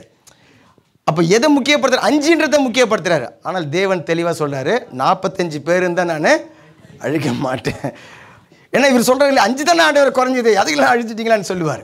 சரி அப்போ 40 இருந்தால் அழிக்க மாட்டேன். 30, 20, 10 வரைக்கும். ஆண்டவரே, இந்த மண்ணும் தூசியமான மனுஷன் ஒரு தடவை பேசுகிறேன்னு சொல்லிட்டு அவர் பேசினே இருக்கிறார் இல்லையா? என்ன செய்து கொண்டிருக்கிறார்? ஜெபத்தில் அவர் போராடி ஜெபித்து கொண்டிருக்கிறார். அல்லேலூயா. இதான் பரிந்து பேசுகிற ஜெபம், மற்றவங்களுக்காக போராடி ஜெபிக்கிற அந்த ஒரு ஜெபம். தேவன் எனக்குள்ள ஒரு பாரத்தை வெளிப்படுத்துகிறார். உங்களுடைய நகரத்தில், ஆமென், உங்கள் நகரத்தில் 10 நீதிமான் இருந்தால் உங்கள் நகரத்தை தேவன் அழிக்க மாட்டார். கோம்லாவில் எத்தனை நீதிமான்கள் இருக்கிறாங்க எண்ணி பாருங்க. மேலானில் எத்தனை நீதிமான்கள் இருக்கிறாங்க, லியோசனில் எத்தனை நீதிமான்கள் இருக்கிறாங்க, தம்மாரில் எத்தனை நீதிமான்கள் இருக்கிறாங்க. 10 நீதிமான் ஆறு வரைக்கும் நீங்கள் சும்மா இருக்கக்கூடாது. 10 நீதிமான் வந்துட்டாக்க என்ன பண்ணுவாங்க? அந்த 10 நீதிமான்கள் ஜெபிப்பாங்க. அது நிமித்தம் அந்த நகரம் அழிக்கப்படாதபடிக்கு தேவனுடைய கிருபைகள் அங்கே இறங்கி வரும். 10 நீதிமான்கள் வர வரைக்கும் விடக்கூடாது. அவரை அமைதியா இருக்க விடாதீர்கள். ஆமென். அவரை விடாதீங்கன்னு சொல்லிட்டு வேதம் சொல்லுகிறது. அப்ப ஆண்டவரே 10 நீதிமான்களை எழுப்பித்தாரும். எங்க மெலன் நகரத்தில் 10 நீதிமான்களை எழுப்பித்தாரும். லியோசன்ல 10 நீதிமான்களை எழுப்பித்தார். கொஞ்சம் தான் இருக்கிற ஆண்டவரே, 10வது ஆக்குங்க அப்பா. 10 பேர் இணைந்து ஜெபிச்சிட்டாக்கா தேவன் அங்கே அக்கினியை அவர் போட மாட்டார். மோசிக்கிரமையில் ஆண்டவரே, நான் ஒண்டியா இருந்து கொண்டு ஜெபித்து கொண்டிருக்கிறேனப்பா. 10 நீதிமான்களை எழுப்பித்தாங்க. இந்த போராட்டம் நமக்குள்ளாக பரிந்து பேசுகிற அந்த பாரம் நமக்குள்ள வந்துடும். ஏன்னா மோசியை அழிக்க போகிறார் தேவன் அக்கினியை போட்டு, லியோசனை தேவன் அழிக்க போகிறார் அக்கினியை போட்டு, கோம்பலாவில மேலான தம்மாரி அக்கினியை போட்டு அழிக்க போகிறாரு. உங்களுக்குள்ள அந்த ரட்சிப்பை வைத்திருக்கிறார், அபிஷேகத்தை வைத்திருக்கிறார், ஆவியானவரோடு நட்பு உறவை ஏற்படுத்தி கொடுத்திருக்கிறார். ஆபிரகாம் பயந்து ஜெபிக்கிறார். ஆண்டவரே, 5 பேர் இருந்தா, 5 பேர் குறைஞ்சாக்கா, 40 பேர் இருந்தா, 30 பேர் இருந்தா, 20 பேர் இருந்தா, 10 பேர் இருந்தா. இப்படி ஜெபிக்கிற அந்த பிள்ளைகளோடு பரிசுத்த ஆவியானவர் அந்த உறவில் அவர் இருக்கிறார்னு சொல்லிட்டு அர்த்தம். அல்லேலூயா சொல்லுங்க. கரத்தை உயர்த்தி கேளுங்க. ஆண்டவரே, அந்த ஒரு பரிந்து பேசி ஜெபிக்கிற, மற்றவர்களுக்காக ஜெபிக்கிற, நகரத்துக்காக ஜெபிக்கிற, தேசத்திற்காக ஜெபிக்கிற, எங்கள் சபைக்காக ஜெபிக்கிற, ஊழியருக்காக நாங்கள் ஜெபிக்கிற, ஆண்டவர் அழிந்து போகிற ஜனங்களுக்காக ஜெபிக்கிற அந்த ஜெப ஆவியை பரிசுத்த ஆவியானவர் எனக்குள்ள இருந்து ஊற்றுவாராக. அதனால்தான் ஆபிரகாமை தேவன் தன்னுடைய சிநேகிதன் என்று சொல்லி அவர் சொல்லுகிறார். அல்லேலூயா. அப்போ அந்த நட்பு உறவு நண்பர்கள் சொல்லும்போது நல்லா கவனிங்க, ஒருவரை ஒருவர் அவங்க புரிஞ்சு கொள்ளுவாங்க. ஆமென். ஒருவரை ஒருவர் அவர்கள் புரிஞ்சு கொள்வாங்க. நீங்கள் தேவனை புரிஞ்சு கொள்வீங்க, தேவனுடைய இருதயம், தேவன் என்ன விரும்புகிறாரு, தேவன் எப்படி யோசிப்பார், அதை நீங்கள் புரிஞ்சு கொள்வீங்க. அதே போல் தேவன் உங்களை புரிந்து வைத்திருக்கிறார். இந்த 2 பேருக்குள்ள அந்த ஃப்ரெண்ட்ஷிப், 2 நண்பர்களுக்குள்ள ஒருத்தவங்க புரிஞ்சுக்கலனாக்கா எப்படி இருக்கும் இல்லையா? அவன் இங்கேருந்து ஃபோன் பண்ணி காசு அனுப்புன்னு தான் சொல்லி இருப்பான். உங்களுடைய சூழ்நிலை அவனுக்கு தெரியவே தெரியாது இல்லையா? அவன் ஃபோன் பண்ணுறதே எதுக்கு தான்? உங்கள்கிட்ட தேடுறதே எதுக்கு தான்? ஆமாம். உங்களோட உறவு வைத்துக்கொள்ள விரும்புகிறது எதுக்கு தான்? ஆமாம். அப்போ உங்களுடைய இருதயம் தெரியாது, உங்களுடைய சூழ்நிலை தெரியாது, உங்களுடைய பாரம் தெரியாது, உங்ககிட்ட இருந்து ஏதாவது கறக்கலாம் அப்படிங்கிறது தான் அந்த நட்பாக இருக்கும். ஆனால் ஃப்ரெண்ட்ஷிப்னு சொல்லும்போது ஒருவரை ஒருவர் அங்கே புரிந்து கொள்வார்கள். ஆமேன். ஜபத்தில் நம்ம தேவனை குறித்து அறிந்து கொள்ளாமல் இருக்கிறபடினால தான் என்னுடைய ஜபம் எப்படி இருக்குது? என்னுடைய லிஸ்ட்டை வாயிலிருந்து என்னுடைய ஜபத்தை நான் கொட்டிட்டா போதும்னு சொல்லும்போது கொட்டிட்டு நம்ம எட்ட வந்து விடுகிறோம். இல்லை, அந்த ஃப்ரெண்ட்ஷிப்பில் அங்கே ஒருவரை ஒருவர் புரிந்து கொண்டு ஒருவருடைய ஒருவர் கூட அந்த கூட நம்ம ஒன்றா இருக்கிறத, ஒன்றா நேரம் செலவிடுகிறதை அவர்கள் விரும்புவார்கள். அல்லேலூயா, அல்லேலூயா. ஒருவரை ஒருவர் நேசித்து ஒருவரை ஒருவர் நம்புவாங்க, ஒருவரை ஒருவர் அவர்கள் சார்ந்து கொள்வாங்க. அவர் எனக்கு பிடிக்கும், என்ன அவருக்கு பிடிக்கும், அதுதான் அந்த ஃப்ரெண்ட்ஷிப் இல்லையா? அந்த நட்பு. பரிசுத்த ஆவியினர் கூட எத்தனை பேர் அந்த மாதிரி ஒரு உறவு இருக்கிறது? இல்லை. அப்போ இன்றையிலிருந்து தேவன் அந்த உறவை நமக்கு கட்டளையிடுகிறார். அவர் என் கூட தான் இருக்கிறார். ஆவியான தேவன் என்னோடு கூட அவர் இருக்கிறார். அவங்க ஒன்றாக நேரம் செலவிடுவதை அவர்கள் விரும்புவார்கள். ஒருவருக்கு ஒருவர் உதவி செய்து கொள்வாங்க. அவர் தட்டி எழுப்புவார், மகளே எழுந்துரு, ஒரு அரை மணி நேரம் ஜெபம் பண்ணு, அல்லேலூயா, உன்னை அரை மணி நேரத்தை கொடு அப்படின்னு சொல்லி தேவன் கேட்பார். அதுமாதிரி நீங்கள் உரிமையாக அவரிடத்துல போயிட்டு நம்ம வந்து கேட்க முடியும். இதுதான் அந்த நட்பு உறவு. ஒருவர் பாரத்தை அங்கே சுமந்து கொள்ளுகிறதாக இருக்கும். ஒருவருடைய இருதயத்தை நீங்கள் வெளிப்படுத்துவீங்க. யாருக்கிட்டையும் சொல்ல முடியாத காரியங்களை இல்லையா, நீங்கள் பெற்றவங்க கிட்ட சொல்ல முடியாது, உலக பிரகாரமான ஃப்ரெண்டுங்க கிட்ட சொல்ல முடியாது. ஆனால் அந்த ஆவியான தேவனிடத்தில் நீங்கள் சொல்ல முடியும். அதற்காகவே அவர் உங்களோடு கூட இருக்கிறார். உங்களுடைய கண்ணீரை துடைக்க, உங்களுடைய துக்கத்தை சந்தோஷமாக மாற்ற, உங்களுக்கு உதவி செய்ய அவர் கூடவே இருக்கிறார். அல்லேலூயா. யோவான் 15வது அதிகாரம் 13வது வசனத்தை பாருங்க. ஒருவன் தன் சிநேகிதருக்காக தன் ஜீவனை கொடுக்கிற அன்பிலும் அதிகமான அன்பு ஒருவரிடத்திலும் இல்லை. ஆண்டவர் இயேசு கிறிஸ்து இன்றைக்கு உங்களையும் என்னையும் பார்த்து அவர் சொல்லுகிறார். ஆனால் நான் விசுவாசிக்கிறேன், இதை தம்முடைய சீடத்தில் சொல்லும் பொழுது ஆண்டவர் இயேசு கிறிஸ்து ஆபிரகாமை நினைவில் வைத்து தான் சொன்னார். ஆமென். ஆபிரகாமை நினைவில் வைத்து தான் சொன்னார். ஒருவன் தன் சிநேகிதருக்காக தன் ஜீவனை கொடுக்கிற அன்பிலும் அதிகமான அன்பு ஒருவனிடத்திலும் இல்லை. அன்னைக்கு ஆபிரகாம் மோரியா மலையில் தன்னுடைய மகனை கொண்டு வந்தார். தேவன் மேலே இருக்கிற விசுவாசம், அந்த கீழ்ப்படிதல், தேவன் மேலே இருக்கிற அந்த அன்பை வெளிப்படுத்துகிற விதமாக ஈசாக்கு அங்கே கொண்டு வந்தார். ஆனால் அங்கே ஆண்டவர் சொன்னார், நீ உன்னுடைய மகனை கொடுக்கிறது என்ன, நான் என்னுடைய மகனையே நான் கொடுக்கிறேன். அல்லேலூயா. சிலுவையில் நான் என்னுடைய மகனையே நான் கொடுக்கிறேன். ஆமேன். அப்போ இந்த சிநேகிதன், எனக்கு ஆபிரகாம் தன்னுடைய சிநேகிதன், நல்ல கவனிங்க, தேவனுடைய சிநேகிதன் அவன். அதனால தேவன் சொல்றாரு, தன் சிநேகிதனுக்காக தன் ஜீவனை கொடுக்கிற அன்பிலும் அதிகமான அன்பு ஒருவரிடத்திலும் இல்லை. இன்னைக்கு ஆபிரகாமுடைய சந்ததி யாரு? நீங்களும் நானும் தான் அந்த ஆபிரகாமுடைய சந்ததி. உங்களுக்காக நமக்காக தம்முடைய ஜீவனையே அவர் சிலுவையில் ஒப்பு கொடுத்திருக்கிறார். இன்னைக்கு அப்ப நீங்களும் நானும் யாரா இருக்கிறோம்? சிநேகிதராக இருக்கிறோம். எப்படி சிநேகிதம் உண்டாகுகிறது? பேசுங்க. பரிசுத்த ஆவியானவரோடு இருக்கக்கூடிய அந்த நட்பு உறவின் மூலியமாக, அந்த ஃப்ரெண்ட்ஷிப், நட்பு உடையவன், நண்பன் உடையவன் அந்த நட்பை பாராட்ட வேண்டும் இல்லையா? சிநேகிதம் உடையவன் சிநேகிதத்தை பாராட்ட வேண்டும் என்று சொல்லி வேதம் சொல்லுகிறது. நீங்கள் சிநேகிதமே பாராட்டாமல் இருந்தாங்கனாக்கா, ஃபோன் பண்ணுறது இல்லை, பார்க்குறது இல்லை, பேசுறது இல்லை, ஒரு உதவி செய்கிறது இல்லை இல்லையா, அவனை நம்பனை ஃபோன் பண்ணி விசாரிக்கிறது இல்லை, ஏன்டா துக்கமாக இருக்கிற, உனக்கு என்ன தேவைன்னு சொல்லி கேட்குறதே இல்லை இல்லையா, நீங்கள் அங்கே போகிறதில்ல, அவங்க இங்கே வர விடுகிறது இல்லை. இப்படி இருந்தாக்கா அந்த உறவு எப்படி இருக்கும்? நட்பு உறவு சரியானதாக அது இருக்காது. அல்லேலூயா. சரி, இது பரிசுத்த ஆவியானவரோடு இருக்கக்கூடிய அந்த நட்பு உறவு. ரெண்டாவதாக நம்ம வந்து இணைந்து, ரெண்டு பேர் ஒரு காரியத்தை இணைந்து செய்கிறது தான் ஐக்கியம். அல்லேலூயா. பங்காளித்துவம். சொல்லுங்க, பங்காளித்துவம். இவர் யாருங்க? இவர் தான் என் பங்காளின்னுவாங்க இல்லையா? அந்த பங்காளி இல்லை, இது வந்து பார்ட்னர்ஷிப். ரெண்டு பேர் இணைந்து ஒரு பிஸ்னஸை செய்கிறது, அதுதான் பெரிய தலைவலி இருக்கிறதுலையே. ஆமாம், ரெண்டு பேர் பார்ட்னர்லாம் செஞ்சாக்கா, ஆமாம், ஏன்னாக்கா ரெண்டு பேரும் ஒத்துப்பட்டுவே போக முடியாது. தன்னுடைய இஷ்டத்துக்கு பார்ட்னரில் நீங்கள் வந்துட்டாலே என்ன ஆகிடும்? உங்கள் இஷ்டத்துக்கு நீங்கள் ஒன்று விரும்புவீங்க, அவர் ஒன்று விரும்புகிறார். நீங்கள் எதாவது செஞ்சாக்கா அவர் எதாவது குற்றப்படுத்துவார், அவர் எதாவது செஞ்சாக்கா நீங்கள் குற்றப்படுத்துவீங்க. அவர் சொல்கிறது தான் அவர் சாதிக்க பார்ப்பார், இவர் சொல்கிறது தான் இவர் சாதிக்க பார்ப்பார். ஆகையினால அந்த உலக காரியத்தில் இந்த பார்ட்னர்ஷிப்ன்ற வார்த்தையை மட்டும் எடுத்துக்குவோம். பார்ட்னர்ஷிப் யார் கூடனாக்கா? பரிசுத்த ஆவியானவரோடு. அல்லேலூயா.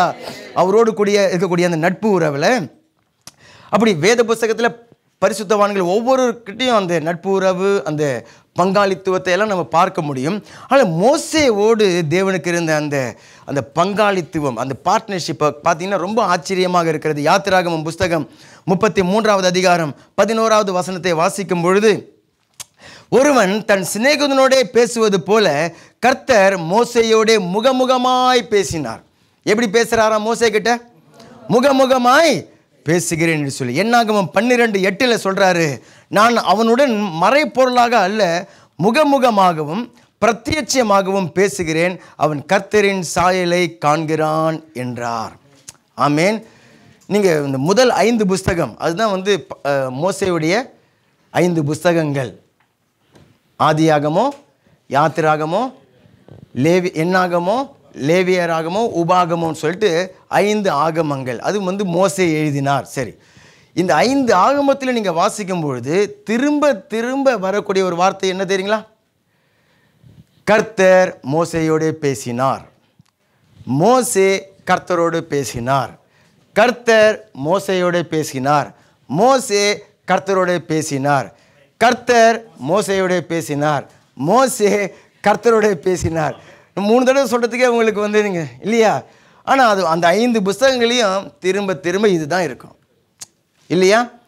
அப்போது ஏன் அப்படி அந்த வார்த்தைகள் வருகிறதுன்னு சொன்னாக்கா, மோசேவுக்கு 80 வயது இருக்கும் பொழுது தேவன் அவனை அந்த ஓரே மலையில் மாமனாருடைய ஆடுகளை மேய்த்து கொண்டிருந்த மோசேவை தேவன் சந்தித்து அந்த எரிகின்ற முட்செடியிலிருந்து தேவன் தன்னை அவனுக்கு வெளிப்படுத்தினார். நீ வா, நான் உன்னை எகிப்துக்கு அனுப்புகிறேன், என்னுடைய ஜனங்களுடைய அவங்க அடிமைப்பட்டு அங்கே அந்த கூக்குரலை நான் கேட்குறேன், உன்னை நான் அனுப்பி அவர்களை விடுதலை ஆக்குவேன்னு சொல்லி சொன்னபொழுது மோசே பயந்துட்டார். ஆண்டவரே, நான் அங்கேருந்து தான் நான் ஓடி வந்தேன், நான் திரும்ப எங்கே அங்கே போகிறதுன்னு சொல்ல இப்போ சொல்கிறார், நான் உன் கூட இருப்பேன். யாத்திராகமம் 3வது அதிகாரத்தில் சொல்கிறாரு, நான் உன்னோட கூட இருப்பேன் 12வது வசனத்தில். இதுதான் அந்த பார்ட்னர்ஷிப் இல்லையா? மோசே, நீ தனியாக போயிட்டு ஜனங்களை மீட்டு கொண்டு வரமாட்ட, நான் உன் கூட இருப்பேன்னு சொல்லிட்டு. அப்போ இன்னும் மோசே அங்கே வந்து புலம்புகிறார். 4வது அதிகாரத்துக்கெலாம் வரும்பொழுது, ஆண்டவர் வேறு யாருன்னா அனுப்புங்க, என்ன அனுப்பாதுங்க. அதுக்கு காரணமும் சொல்கிறார். என்னன்னு சொல்லிட்டு, எனக்கு வந்து திக்குவாயி, எனக்கு வந்து மந்த புத்தி. என்னம்மா, எனக்கு வந்து திக்குவாயி, எனக்கு வந்து மந்த புத்தி, வேறு யாருன்னா இருந்தால் பார்த்து கொஞ்சம் டேலண்ட்டாக கொஞ்சம் இன்டெலிஜென்ட்டாக இருக்கிறவங்கள வந்து பார்த்து அனுப்புங்க அப்படின்னு சொல்லிட்டு மோசே சொல்கிறாரு. தேவன் அதுக்கு என்ன சொல்கிறாரு, நீ போ, நான் உன் வாயோடே இருந்து நீ பேச வேண்டியதை உனக்கு போதிப்பேன். மோசேவை தேவன் விடுற மாதிரி இல்லை. அப்போ இதில் என்ன புரிஞ்சு கொள்ளுகிறோன்னு சொன்னாக்கா, நீ தனியாக இருந்து செயல்பட மாட்டேன் மோசே, நான் உன் கூட பார்ட்னராக இருந்து உன் வாயோடு வாயாக நான் இருப்பேன், உன் கையோடு கையாக நான் இருப்பேன். ஆமீன். நீ போகிற இடத்துல நான் வருவேன், நீ சொன்னாக்கா நான் சொன்னது போல் அது நடக்கும். ஆமீன். நீ கட்டளையிட நான் கட்டளையிட்டது போல் அது நடக்கும். உன் கூட நான் இருக்கிறேன். நம்ம 2 பேரும் பார்ட்னர்ஷிப்பில் இந்த பிஸ்னஸை பண்ணலாம், வா எகிப்துக்கு போகலான்னு சொல்கிற மாதிரி தேவன் பேசுகிறார். அல்லேலூயா. அப்போது யாத்திராகமம் 14வது அதிகாரத்தில் ஒரு ரொம்ப அற்புதமான ஒரு சம்பவம். அந்த ஒரு பார்ட்னர்ஷிப்குள்ளே வரக்கூடிய அந்த போராட்ட பிரச்சனைகள் மாதிரி மோசேவுக்கும் தேவனுக்கு நடுவில் ஒரு சில காரியங்கள் நடக்கிறத அங்கே நம்ம பார்க்க முடியும். 14வது அதிகாரம் 14வது வசனத்தில், இப்போ எகிப்திலிருந்து விடுதலை ஆக்கிக்க வந்துட்டார். எத்தனை பேர் இருக்கிறீங்க? அல்லேலூயா சொல்லுங்க. அல்லேலூயா. ஆவியானவர் இடைப்படுகிறாரா? பலப்படுத்தி கொண்டிருக்கிறார். ஆமாம், எகிப்திலிருந்து அவர்களை விடுதலை ஆக்கிட்டார். ஃபாரூன் கிட்ட இருந்தாலும் விடுதலை ஆக்கி கொண்டு வர்றாரு மோசே. மோசே வந்துட்டாக்கா முன்னாடி பார்த்தா செங்கடல் இருக்கிறது. ஜனங்கள்லாம் பயந்து புலம்ப ஆரம்பிச்சிடறாங்க, கல் எடுத்து அடிக்கலாம். இவங்க நம்ம ஜனங்க, இவங்களாம் யார்? நம்மள மாதிரி ஆட்கள். இந்த கழுத்துக்குது, இந்த கழுத்து இது வணங்காத கழுத்து. ஐ மீன் அதோட இப்படி நிற்கும். அப்போ அப்படிப்பட்ட ஜனங்கள் பாருங்கள், சின்ன காரியம்னு சொன்னால் என்ன பண்ணுறாங்க, கல் எடுத்து அடிக்கிறதுக்கு ரெடியாக நிற்கிறாங்க. இப்போது மோசே வந்து தைரியமாக, ஏன்னா இப்போ தான் ஃபஸ்ட்டு சம்பவம், அவர் வந்து நல்லா உஷாராயிடு. மோசே நல்லா தைரியமாக சொல்கிறார், கர்த்தர் உங்களுக்காக யுத்தம் பண்ணுவார், நீங்கள் சும்மா இருப்பீர்கள். 14வது வசனத்தில் அதெல்லாம் சொல்கிறார். சொல்லிவிட்டு ஜனகிட்ட தைரியமாக பேசிட்டார். ஜனகிட்ட தைரியமாக பேசிட்டு மோசே ரகசியமாக போயிட்டு தேவன்கிட்ட ஜெபிக்கிறார். 14வது வசனத்துக்கும் 15வது வசனத்துக்கும் நடுவில் இது நடக்குது. சில நேரங்களில் வசனங்களுக்கு நடுவில் உங்களுக்கு இருக்கக்கூடிய காரியத்தை படிக்க தெரியணும். அங்கே ஒன்றுமே இல்லையே, அதுதான் ஆவியானவர் சொல்லுவார். இப்போ மோசே ஜெபிக்கிறார் தேவன்கிட்ட போயிட்டு, ஆண்டவரே நான் வந்து ஜனகிட்ட சொல்லிட்டேன், நீங்கள் பயப்படாதீங்க, கர்த்தர் உங்களுக்காக யுத்தம் பண்ணுவான்னு சொல்லிட்டேன்னு சொல்லிட்டு இவர் போய் ஜெபிக்கலான்னு போகிறாரு.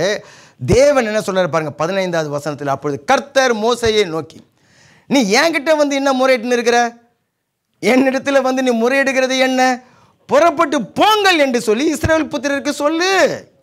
நீ என்கிட்ட வந்து என்னப்பா பேசினிக்கிற, ஜனகிட்ட போய் நீ போய் சொல்லு, நீ தான் சொல்லிட்டேன்ல நான் உனக்காக யுத்தம் பண்ணுவேன்ட்டு, நீ என்ன என் பேரில் நீ ஜனகிட்ட சொல்லிட்டேன்ல, அவ்வளோதான், அது முடிஞ்சுது. இப்போ நீ என்கிட்ட வந்து என்ன முறையிட்டுன்னு இருக்கிற, போய் ஜனங்களை போயிட்டு போன்னு சொல்லுன்னு சொல்லிட்டு தேவன் சொல்கிறாரு. ஆமீன். அல்லேலூயா. பாட்டை நான் தான் உனக்கு ஓகே போட்டு கைத்து போட்டு கொடுத்துட்டேன்ல, சும்மா சும்மா கத்திரிக்காய் வாங்கலாமா முருக்காய் வாங்கலாமான்னு கடையை ஒன்று வச்சுக்கின்னு நீ என்கிட்ட வந்து அப்போ வந்து கேட்டுக்காது, நான் தான் வாங்கலான்னு சொல்லிட்டேன்ல, போய் வாங்கன்ற மாதிரி சொல்கிறாரு. அல்லேலூயா. அல்லேலூயா. பார்ட்னர்ஷிப்பில் இப்போது சொல்கிறாரு, நீ உன் கோலை ஓங்கி உன் கையை சமுத்திரத்தின் மேல் நீட்டி சமுத்திரத்தை பிளந்து விடு, அப்பொழுது இஸ்ரவேல் புத்திரர் சமுத்திரத்தின் நடுவாக வெட்டாந்தரையில் நடந்து போவார்கள். அல்லேலூயா. அப்போ தேவனும் சொல்லி அனுப்புகிறார். இப்போ போய் மோசே அந்த செங்கடலுக்கு முன்னாடி நின்று கோலை அப்படி உயர்த்தினார் பாருங்க. ஆமேன். கீழ்காற்று அடித்தது, கடல் 2ஆக அப்படி இந்த மதில் சுவர் மாதிரி நின்றுதான். 18 கிலோமீட்டருக்கு அந்த கடல் எவ்வளோ பெருசு, எவ்வளோ அகலம், 18 கிலோமீட்டர் தூரம் கடல் தண்ணீர் அப்படியே இப்படி நிற்குது, மதில் மாதிரி நிற்குது.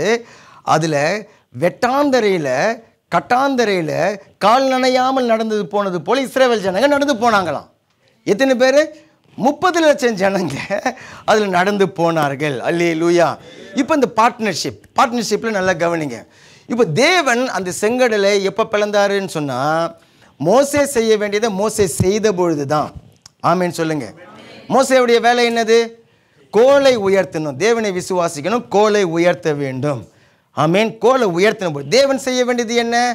அவர் கீழ்காற்றை அனுப்பி கடலை 2ஆக பிளந்து. தேவன் செய்ததை நாம் செய்ய முடியாது, நாம் செய்ய வேண்டியது தேவன் செய்ய மாட்டார். அல்லேலூயா. அதான் அந்த பார்ட்னர்ஷிப்பில் நம்ம செய்ய வேண்டியதை நாம் செய்யணும், அவர் செய்ய வேண்டியதை அவர் செய்வார். அல்லேலூயா. இப்போ யாத்திராகமம் 32வது அதிகாரத்தை பாருங்க. யாத்திராகமம் 32வது அதிகாரத்தில் 10வது வசனத்தில் இந்த ஜனங்கள் 10 கட்டளையை பெற்றுக்கொண்டு மோசே மலை மேலே போயிட்டு வரும்பொழுது அவர் வருத்துக்குள்ளரே என்ன பண்ணிட்டாங்க? இவங்க எல்லாமே விக்கிரக ஆராதனை பண்ணி கொண்டிருக்காங்க. கன்றுக்குட்டி எடுத்து வச்சுக்கொண்டு விக்கிரக ஆராதனை பண்ணி கொண்டிருக்கிறாங்க. அவர் வாங்க போன 10 கட்டளையில் 2வது கட்டளையே என்னது? நீ விக்கிரக ஆராதனை செய்யாமல் இருப்பாயாகன்ட்டு தான் கட்டளையே. அந்த கட்டளையை வாங்கி கீழே இறங்கிறதுக்குள்ளே இந்த ஜனங்கள் எல்லாருமே விக்கிரக ஆராதனை பண்ணி கொண்டு இருக்கிறார்கள். நல்லா கவனிங்க. எங்கே விக்கிரக ஆராதனை இருக்கிறதோ நல்லா கவனிச்சு கொள்ளுங்க. இது 3 காரியமும் ஒன்றாவே இருக்கும். எப்படி ஆதியில் இருள், ஒழுங்கின்மை, வெறுமை 3 இருந்துச்சு இல்லையா? அங்கேயும் திருத்துவம் இருக்குதான். எல்லாத்துலேயும் திருத்துவம் இருக்கிறது பாருங்கள். எங்கே விக்கிரக ஆராதனை இருக்கிறதோ அங்கே அந்த நீங்கள் அந்த பகுதி நான் கற்பனையாக சொல்ல, அந்த பகுதியில் போய் வாசித்து பாருங்கள். அவங்க குடித்து வெறித்து எல்லாம் நிர்வாணமாக நடனம் ஆடுங்கிறாங்க. எங்கே விக்கிரக ஆராதனை இருக்குதோ அங்கே குடி அடிமை இருக்கும், அங்கே விபச்சாரம் இருக்கும். இது 3மே இணைந்து இருக்கும். அதனால தான் தேவன் அந்த விக்கிரக ஆராதனை அப்படி வெறுக்கிறார், அருவருக்கிறார் தேவன் இல்லையா? சரி, ஓகே. இப்போது ஜனங்கள் மேலே தேவன் கோபம் கொண்டு அவர்களை அழித்து போடுவேன் அப்படின்னு சொல்லிட்டு எதிர்த்து நிற்கிறார். 9வது வசனத்தில் பாருங்கள். 32வது அதிகாரம் 9வது வசனத்தில் தேவன் சொல்ற, பின்னும் கர்த்தர் மோசேயை நோக்கி, இந்த ஜனங்களை பார்த்தேன், இவர்கள் வணங்கா கழுத்துள்ள ஜனங்கள் ஆகியனால என் கோபம் இவர்கள் மேல் மூலவும் நான் இவர்களை அழித்து போடுவோம். நீ என்னை விட்டுவிடு மோசே, உன்னை ஒரு பெரிய ஜாதியாக்கும். தேவனை மோசே இப்படி கட்டி பிடிச்சி நிறுத்துனுக்கிற மாதிரி தேவன் சொல்கிறார், என்னை விடு, என்னை விடு. நிறைய நேரத்தில் சண்டைக்கு போகிறவங்க என்னை விடுறா, என்ன விடுற, அந்த மாதிரி தேவன் நிற்கிறாரு. எதுக்கு? இந்த ஜனங்களை அழித்து போடுறதுக்காக. மோசே என்னமோ கையை பிடிச்சி நிறுத்துனுக்கிற மாதிரி தேவன் சொல்கிறேன், விடு, என்னை விடு, நான் போய் அந்த ஜனங்களை அவர்களை வந்து அழித்து போடுறேன் பாரு. நான் உன்னை தேவன் வேறு ஒரு பாயிண்ட் வேறு கொடுக்குறார், நான் உன்னை பெரிய ஜாதி ஆக்கிடுறேன், இந்த ஜனங்களை அழித்து போட்டுறேன்றாரு. இப்போ மோசே எப்படிப்பட்ட ஒரு தேவ மனுஷன் பாருங்கள். மோசே தேவனிடத்தில் போராடி ஜெபிக்கிறார். தேவனே, இந்த ஜனங்களை நீங்கள் அழித்து போட்டுட்டீங்கன்னு சொன்னாக்கா உம்முடைய நாமம் அது வந்து தூஷிக்கப்பட்டு விடுமேன்னு சொல்லிட்டு அவன் போராடி ஜெபிக்கிறான். 14வது வசனத்தை பாருங்க. கர்த்தர் தமது ஜனங்களுக்கு செய்ய நினைத்த தீங்கை செய்யாதபடிக்கு பரிதாபம் கொண்டார். அல்லேலூயா. ஒரு ஊழியக்காரனுடைய ஜெபம் பாருங்க, அந்த பரிந்து பேசி ஜெபிக்கிற அந்த ஜெபம் பாருங்க, ஜனங்கள் மேலே வர இருந்த தீங்கை அது தடுத்து நிறுத்துகிறது. ஆமீன், ஆமீன். அப்போ தேவன் கொந்தளிக்கும் பொழுது மோசே தேவனை என்னமோ சாந்தப்படுத்துகிறது மாதிரி இருக்கிறது. மோசே அவர் வந்து பயந்து பதறி இருக்கும்போது தேவன் வந்து மோசேவை ஆட்சி தேற்றுகிறது மாதிரி இருக்கிறது. இதுதான் அந்த பார்ட்னர்ஷிப். அல்லேலூயா. தனியாக ஒரு வேலையை செய்ய முடியாது.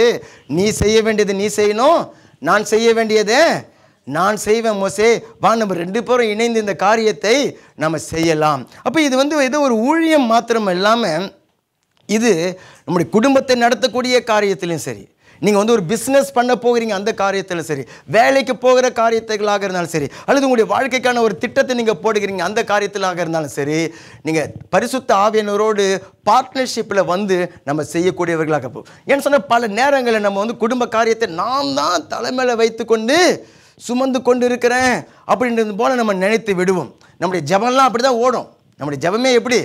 ஆண்டவரே, இஸ்ரவேல் தேசத்தில் எல்லாம் செத்து போயிட்டாங்க, நான் மட்டும்தான் ஒரே தீர்க்கதரிசி தான் இருக்கிற எலியா சொன்ன மாதிரி தான் நம்முடைய ஜபம்லாம் எப்படி இருக்குது?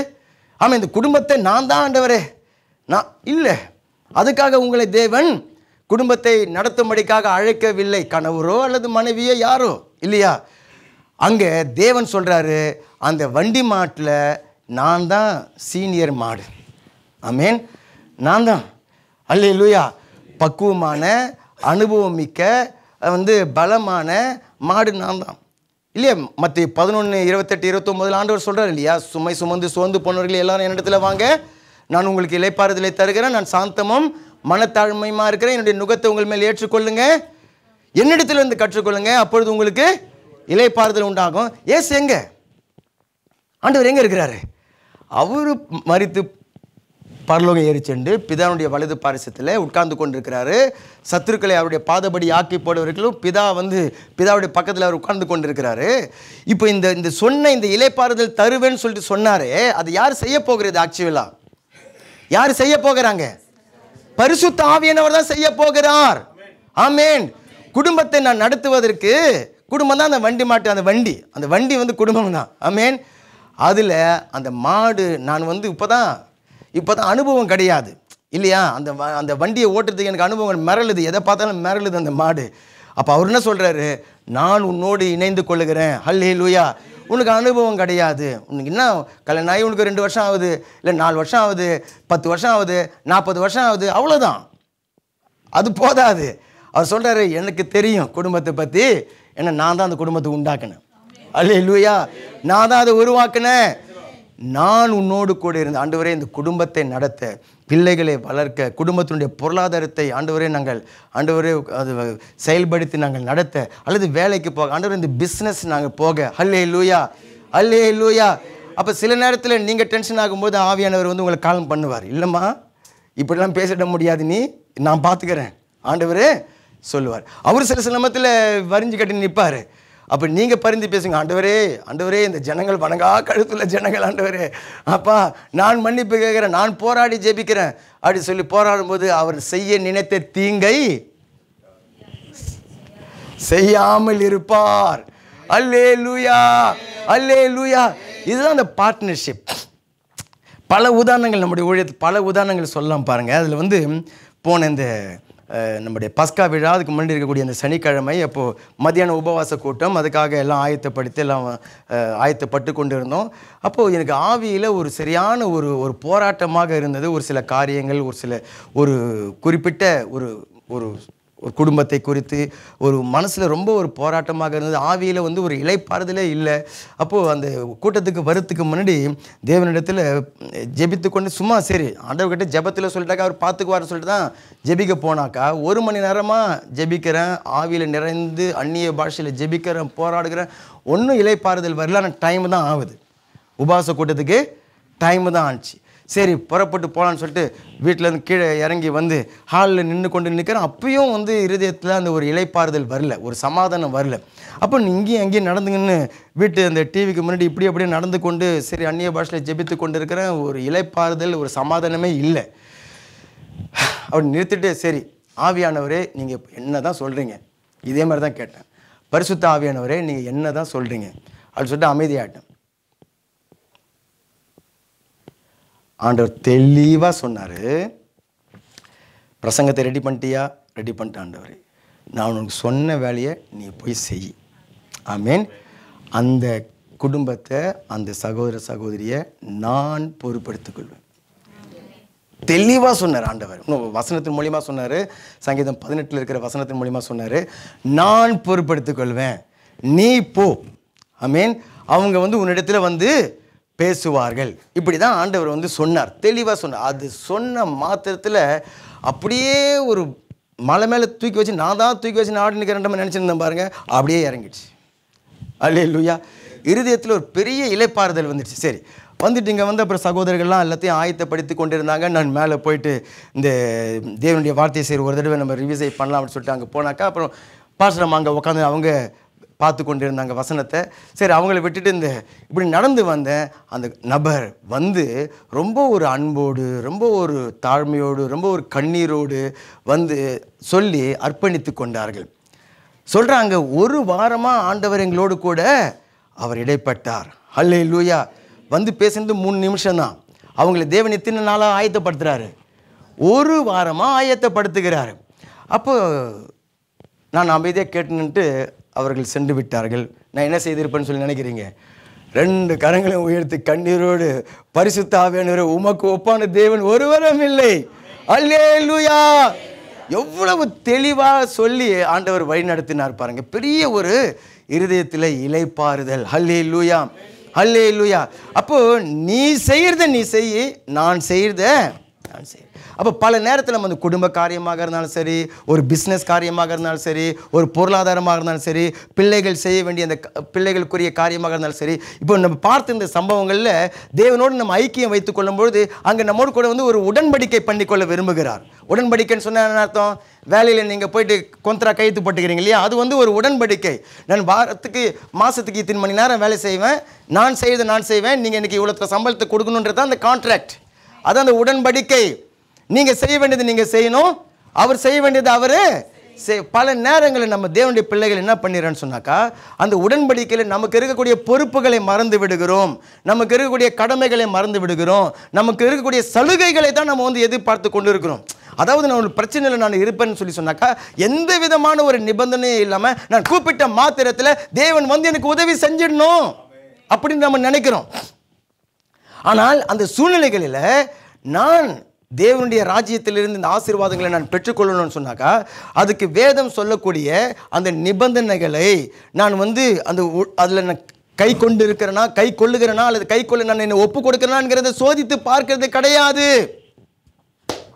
நம்ம என்ன நினச்சிடறேன்னு சொன்னாக்கா, நான் வந்து எனக்கு பிரச்சனைன்னு வந்துட்ட மாத்திரத்தில் நான் கடவுளை தேடினதே கிடையாது, இப்போ நான் தேடிட்டேன் மாத்திரம் அதெல்லாம் எனக்கு நடந்துடணும்னு சொல்லிட்டு நம்ம நினைக்கிறோம். இல்லை, அப்போ நம்ம தேவனோடு அந்த நட்பு உறவில் வரும்பொழுது, அவரோடு கூட நம்ம உடன்படிக்கை பண்ணி கொள்ளும் பொழுது, அவரோடு கூட நம்ம வந்து அந்த என்னுடைய பொறுப்புகள், என்னுடைய கடமைகளை நான் அதில் செய்ய வேண்டியது நான் செய்ய வேண்டியது இருக்கிறது, அவர் செய்ய வேண்டியதை அவர் செய்வார். ரெண்டு பேரும் இணைந்து செய்கிற ஒரு காரியம்தான் இல்லையா. வாக்குத்தத்தங்கள் எல்லாமே நிபந்தனைக்கு உட்பட்டது. தேவனுடைய வாக்குத்தத்தங்கள் எல்லாமே அவர் செய்ய வேண்டியது தான் அவர் சொல்லி வைத்திருக்கிறார் வாக்குத்தத்தத்தில். அதில் நான் செய்ய வேண்டியதை நான் செய்யும்படிக்காக என்னை அர்ப்பணித்துக் கொள்ள வேண்டும். அல்லேலூயா.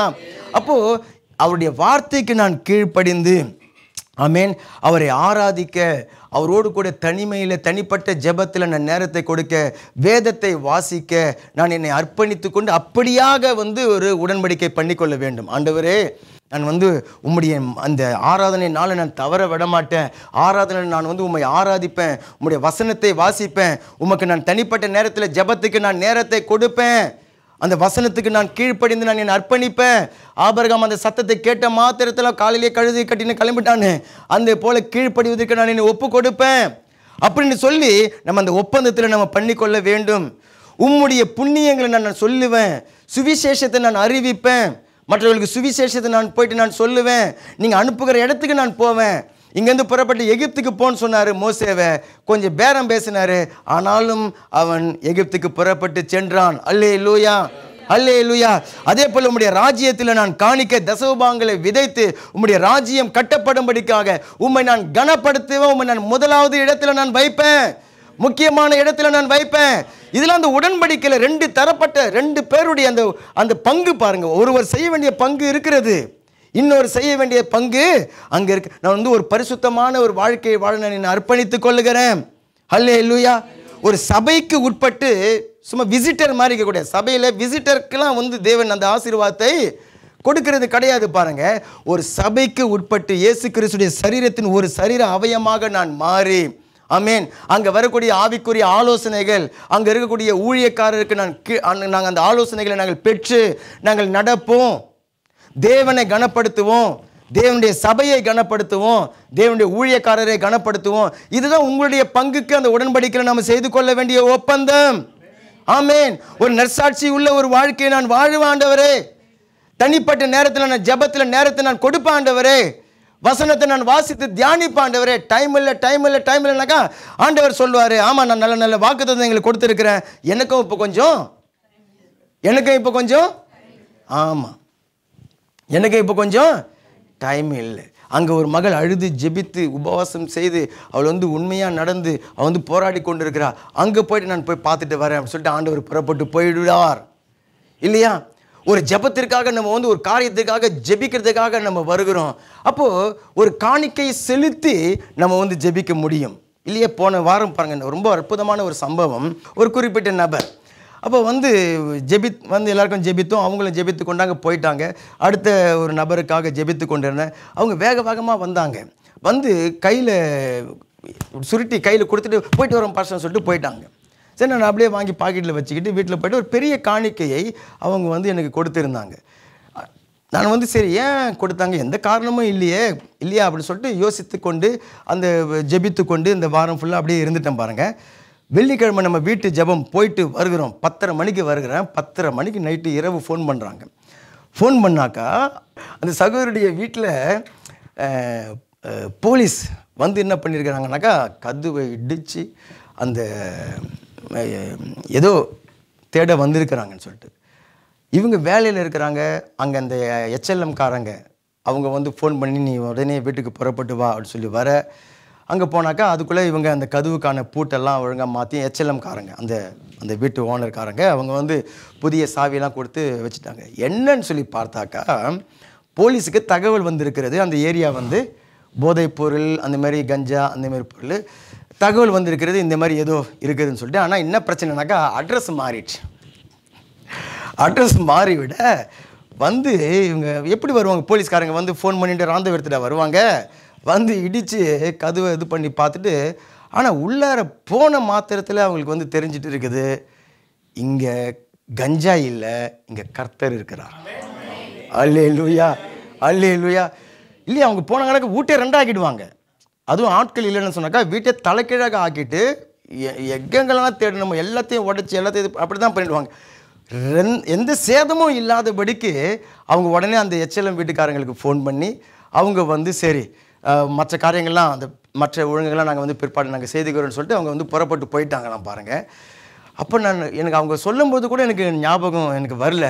இன்றைக்கி காலையில் ஜெபித்துக்கொண்டு மறுபடியும் அந்த காரியத்துக்காக கேட்டு ஆண்டவரே இப்படி நடந்தது. அவங்க இப்படி வந்து ஒரு விசுவாச செயலை அந்த ஞாயிற்றுக்கிழமை போன ஆராதனைக்கு வரும்பொழுது அந்த வந்து ஒரு விசுவாச காணிக்கை, அதுக்கு பேர் என்னது அவங்களுக்கே தெரியாது. அவங்க எதுக்காக காணிக்கை கொடுத்தாங்கன்னு அவங்களுக்கு தெரியாது.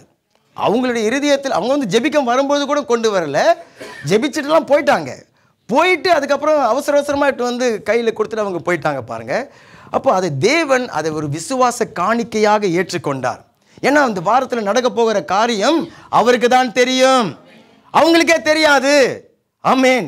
அப்போ நான் சொன்ன பாருங்க சிஸ்டர், எவ்வளோ தீமை நடந்திருக்கலாம், ஆனால் கர்த்தர் அந்த தீமையில் உங்களுக்கு பெரிய நன்மையை தேவன் செய்து விட்டார். கரங்களை தட்டி கர்த்தருக்கு நாம் நன்றி செலுத்தலாம். ஹல்லேலூயா. கர்த்தருடைய அந்த நாமத்துக்கு மகிமை உண்டாகுவதா. அதே போல தேவன் நம்முடைய ஜெபத்தை கேட்டு நமக்கு ஒரு நன்மை செய்து விடும் பொழுது தேவனுக்கு நான் இப்படியா ஒரு பொருத்தனை பண்ணிக்கொள்வேன், இப்படியா நான் செய்வேன் அப்படின்னு சொல்லிட்டு ஒரு தீர்மானத்தோடு நம்ம வந்து தேவனிடத்தில் ஜெபிக்கிறவர்களாக நம்ம இருக்க வேண்டும். நம்ம எப்படி நினைக்கிறோன்னு சொன்னால், நான் ஆரம்பத்தில் சொன்னது போல் நான் பிரச்சனையில் இருக்கிறேன், அப்போ கடவுள்னு ஒருத்தவர் இருந்தாக்க எனக்கு வந்து செய்துன்னு சொல்லிட்டு ஒரு சராசரி கிறிஸ்தவர்களாக நம்ம அப்படி நினைத்து விடுகிறோம். இல்லை, அந்த உடன்படிக்கையில் நான் செய்ய வேண்டிய காரியங்கள் இருக்கிறது, அவர் செய்ய வேண்டிய காரியங்கள் இருக்கிறது. நான் என்னை அர்ப்பணித்துக் கொள்ள வேண்டிய காரியம். நான் இஷ்டத்துக்கும் வாழ்ந்து கொண்டு பாவத்தில் நான் வாழ்ந்து கொண்டு துன்மார்க்க வழிகளில் வாழ்ந்து கொண்டு தில்லுமுள்ளில் வாழ்ந்து கொண்டு வெறும் பக்தி கிடையாது, வெறும் பக்தி கிடையாது, வெறும் ஜெபம் கிடையாது. இல்லையா, வெறும் ஜெபம் கிடையாது. ஒரு மனுஷன் அழுகிறான்ங்கிறதுனால தேவன் செய்யணும் என்று சொல்லி எந்த கட்டாயமும் இல்லை. ஆனால் அதில் நான் என்னை அர்ப்பணித்துக் கொள்ளும் பொழுது அவர் என் சார்பிலே செயல்படுகிறார். ஹல்லேலூயா. அப்படி நம்மை அர்ப்பணித்து கொண்டு அவருடைய ஐக்கியத்தில், அவருடைய நட்பு உறவில், அவரோடு இருக்கக்கூடிய அந்த பங்காளித்துவத்தில், ஹல்லேலூயா, அந்த பங்காளித்துவத்தில் நீங்கள் பங்கு பெறும் பொழுது அந்த விசேஷித்த நன்மைகள், விசேஷித்த ஆசீர்வாதங்கள் உங்களுடைய வாழ்க்கையில் அது இறங்கி வரும். அற்புத சுகத்தை தேவன் உங்களுக்கு கட்டளையிடுவார். அற்புத விதத்தில் நீங்கள் உங்களுக்கு பாதுகாப்பு அங்கே உண்டாகும். அற்புத விதத்தில் உங்களுடைய பொருளாதாரம் அங்கே பாதுகாக்கப்படும். ஹல்லேலூயா, ஹல்லேலூயா. அப்போ அந்த என்னோடு கூட இருக்கிற பரிசுத்த ஆவியானவர், அவரோடு கூட இருக்கக்கூடிய அந்த நட்பு உறவில் நான் வளர வேண்டும். ஆனால் யாருக்கு அந்த பரிசுத்த ஆவியானவர் கொடுக்கிறாரு? நம்ம இயேசு கிறிஸ்துவை விசுவாசித்து அவருடைய இரத்தத்தினால் கழுவப்பட்டு ரட்சிக்கப்பட்டு ஞானஸ்நானம் பெற்ற அந்த ஒரு மனுஷனுக்கு தேவன் தம்முடைய ஆவியானவரை கொடுக்கிறார். ஆமென். அதை தொடர்ந்து வாஞ்சியோடு அவரை தேட, அபிஷேகத்தை கேட்டு பெற்றுக்கொள்ள, அவரோடு கூட இருக்கிற நட்பு உறவில் நம்மை ஒவ்வொரு நாளும் அவர் நடத்துகிறார். நம்ம எல்லோருமே எழுந்து நின்று கர்த்தருக்கு நாம் நன்றி சொல்லலாம்.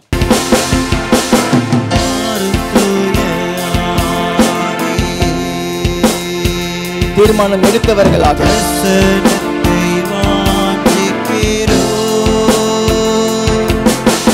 வல்லமையால் என்னை நிறைத்து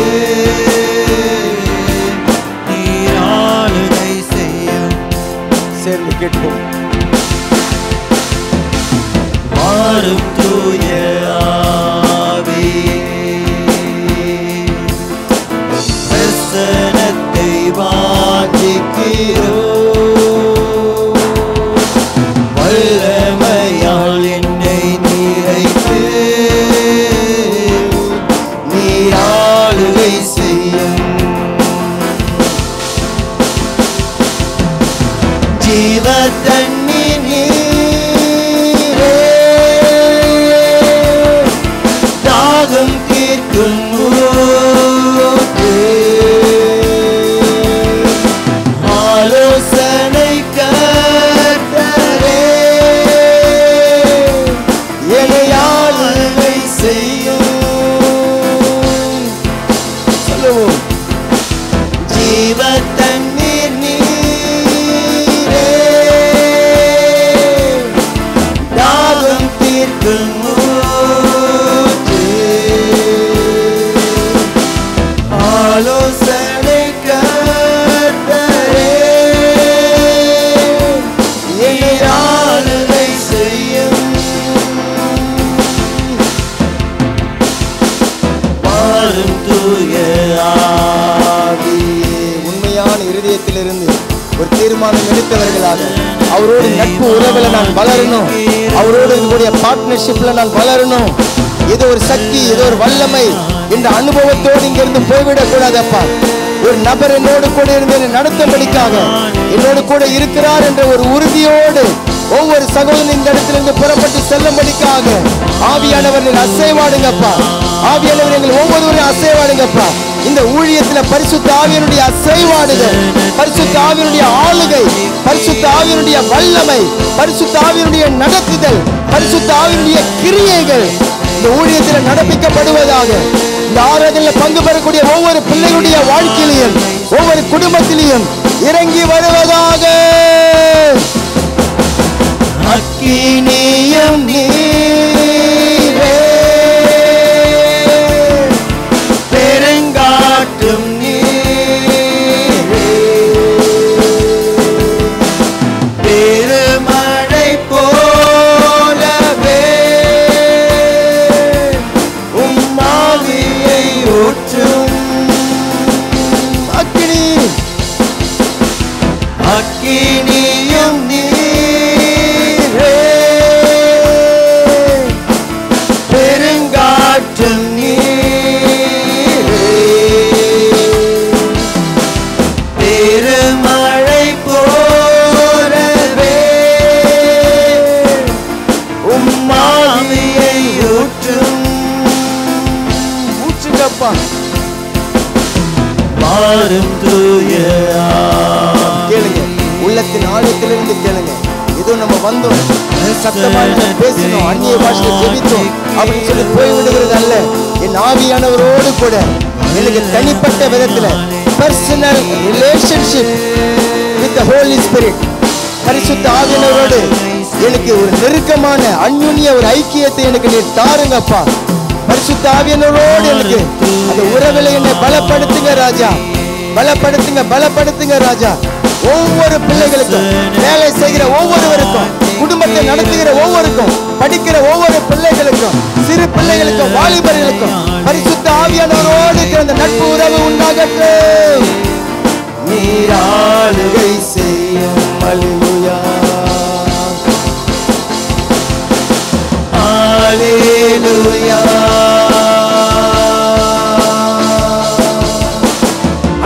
அல்லேலூயா,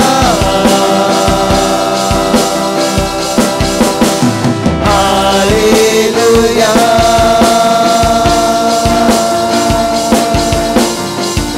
அல்லேலூயா. சொல்லுவோம் அல்லேலூயா, அல்லேலூயா,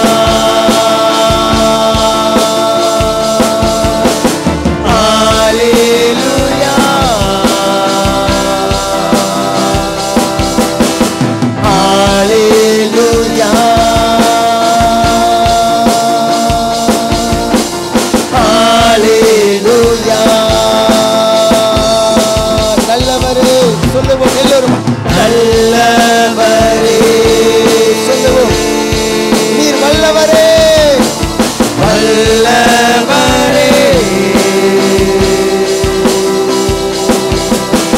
ஹalleluya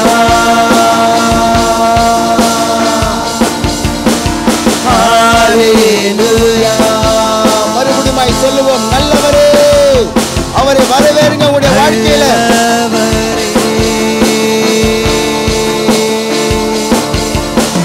வல்லவரே உள்ளத்தின் ஆழத்திலிருந்து ஹalleluya ஹalleluya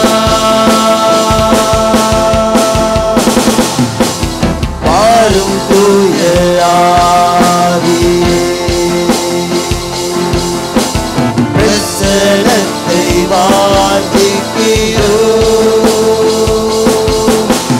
வல்லமையால் என்னை நிறைத்து நீராளுகை செய்யும். மீண்டுமாய் சொல்லுவோம். 2 கரங்களை உயர்த்தி ஆவியானவரை வரவேற்று அப்படியே வாரும் தூய ஆவியே. 2 கரங்களை உயர்த்தி ஆண்டவருடைய வாழ்க்கையை நீங்க வாங்க. நீங்க வந்திருக்கிறது நாங்கள் கண்டு கொள்ள வேண்டும். உம்மை நாங்கள் உணர்ந்து கொள்ள வேண்டும். உம்மை நாங்கள் வரவேற்கணும் அப்பா. வாங்க ஆவியானவரே, வாங்க ஆவியானவரே என்று சொல்லி எங்களுடைய வாழ்க்கையை நாங்கள் வரவேற்கணும் அப்பா. நீராளுகை செய்யும். உலையான சேற்றி நின்று தூக்கி எடுத்தவரே உலையான சேற்றி நின்று தூக்கி எடுத்தவரே பாவம் கழுவி தூய்மையாக்கும் இந்த வேளையிலே பாவம் கழுவி தூய்மையாக்கும் இந்த வேளையிலே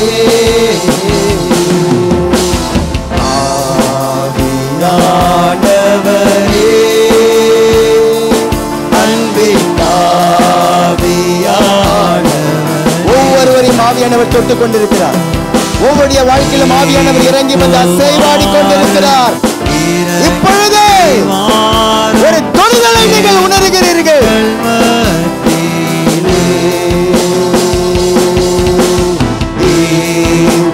வாரும் இறங்கி வாரும் எங்கள் மத்தியிலே சீனாய் மலையினிலே அங்கு மோசேவுக்கு இறங்கி வந்தவரே சொல்லுவோம். சீனாய் மலையினிலே எல்லாம் பார்க்கத்தக்க உம்முடைய 10 கட்டளையை கொடுக்கும்படிக்காக இறங்கி வந்தவரே ஆத்மதாகம் தீர்க்க வாரும் இந்த வேளையிலே ஆத்மதாகம் தீர்க்க வாரும் இந்த வேளையிலே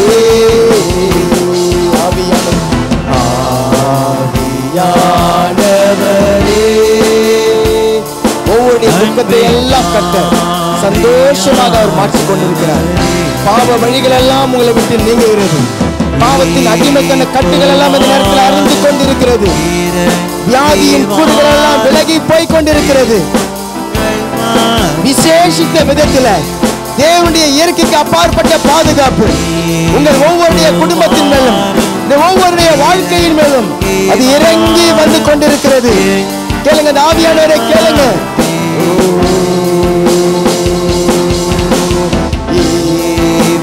வாரும் இறங்கி வாரும் எங்கள் மத்தியிலே